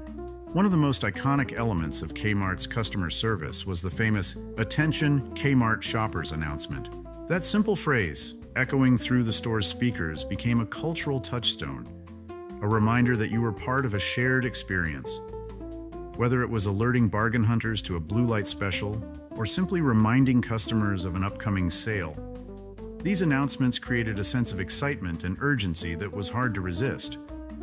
But Kmart's commitment to service went beyond just friendly greetings and helpful announcements. The company invested heavily in training its employees, ensuring that they had the knowledge and skills to assist customers with even the most complex purchases. Whether you were buying a new appliance, selecting a piece of furniture, or trying to find the perfect gift, Kmart's staff was always ready with expert advice and personalized recommendations. This level of service was especially important in an era before the internet, when customers relied on store employees to help them navigate the vast array of products on offer. Kmart's staff were more than just salespeople. They were trusted advisors, guiding shoppers through the often overwhelming process of making a major purchase. Of course, Kmart's focus on customer service wasn't just about creating warm, fuzzy feelings. It was also a savvy business strategy. By building strong relationships with customers, the company was able to create a loyal fan base that returned time and time again. In an era before social media and online reviews, word-of-mouth recommendations were crucial, and Kmart's satisfied customers were its best advertisers. Sadly, as Kmart's fortunes began to decline in the late 1990s and early 2000s, this commitment to service began to falter. Stores became understaffed and poorly maintained, and the once friendly atmosphere gave way to a sense of neglect and apathy. Customers who had once been greeted by name found themselves wandering through dimly lit aisles, searching in vain for someone to assist them. It's a sad irony that the very thing that made Kmart so successful, its personalized, attentive service, was also one of the first things to disappear as the company struggled to stay afloat. In an effort to cut costs and compete with leaner, more efficient rivals like Walmart and Target, Kmart sacrificed the very thing that had set it apart. Today, as we navigate a retail landscape dominated by online giants and big box chains, it's easy to feel nostalgic for the kind of service that Kmart once provided. The idea of a store where everyone knows your name may seem quaint and old-fashioned, but there's no denying the power of personal connections in building lasting customer loyalty. For those who grew up shopping at Kmart in the 70s and 80s, the memories of those friendly faces and helpful hands will always be a cherished part of their childhood. And while the company may have fallen on hard times in recent years, the legacy of its commitment to service lives on as a reminder of what retail can be at its best. But even the most dedicated employees and loyal customers couldn't save Kmart from the challenges that lay ahead. As the retail landscape shifted and new competitors emerged, the once mighty chain found itself struggling to keep up. But what went wrong for Kmart? It's a sad reality that even the most beloved institutions can fall victim to changing times and shifting fortunes. For Kmart, the decline that began in the late 1990s was a painful reminder that no company is too big to fail. Perhaps the biggest challenge Kmart faced was the rise of new competitors like Walmart and Target.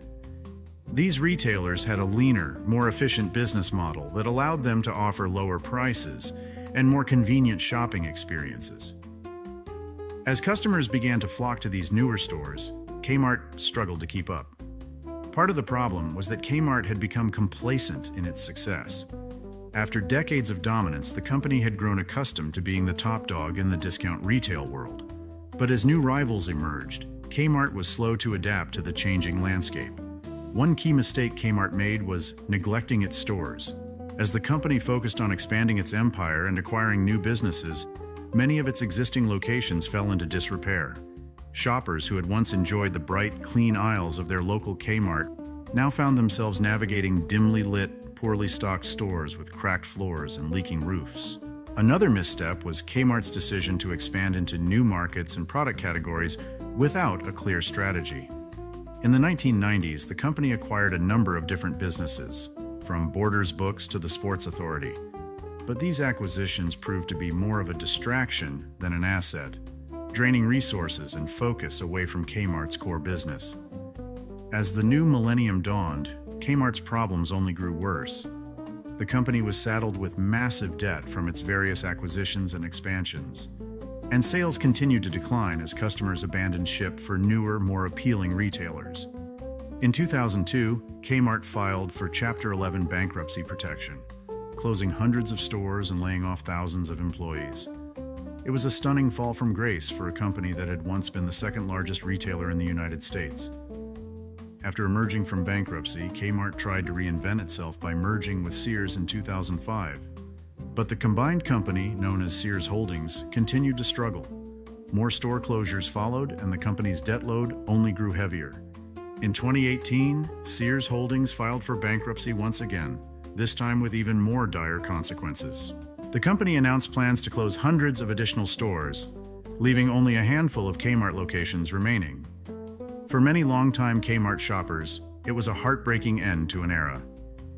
The store that had once been such an integral part of their lives was now a shadow of its former self, with empty shelves and eerie, echoing aisles. Today, only a few Kmart stores remain open in the United States, scattered across the country like forgotten relics of a bygone era. For those who stumble upon these last remaining locations, it's a bittersweet reminder of what once was. Looking back, it's clear that Kmart's decline was not the result of any one factor, but rather a perfect storm of competitive pressures, strategic missteps, and changing consumer preferences. The company that had once pioneered the discount retail model had simply failed to keep up with the times. But even as Kmart fades into the annals of retail history, its legacy lives on in the memories of those who grew up shopping its aisles.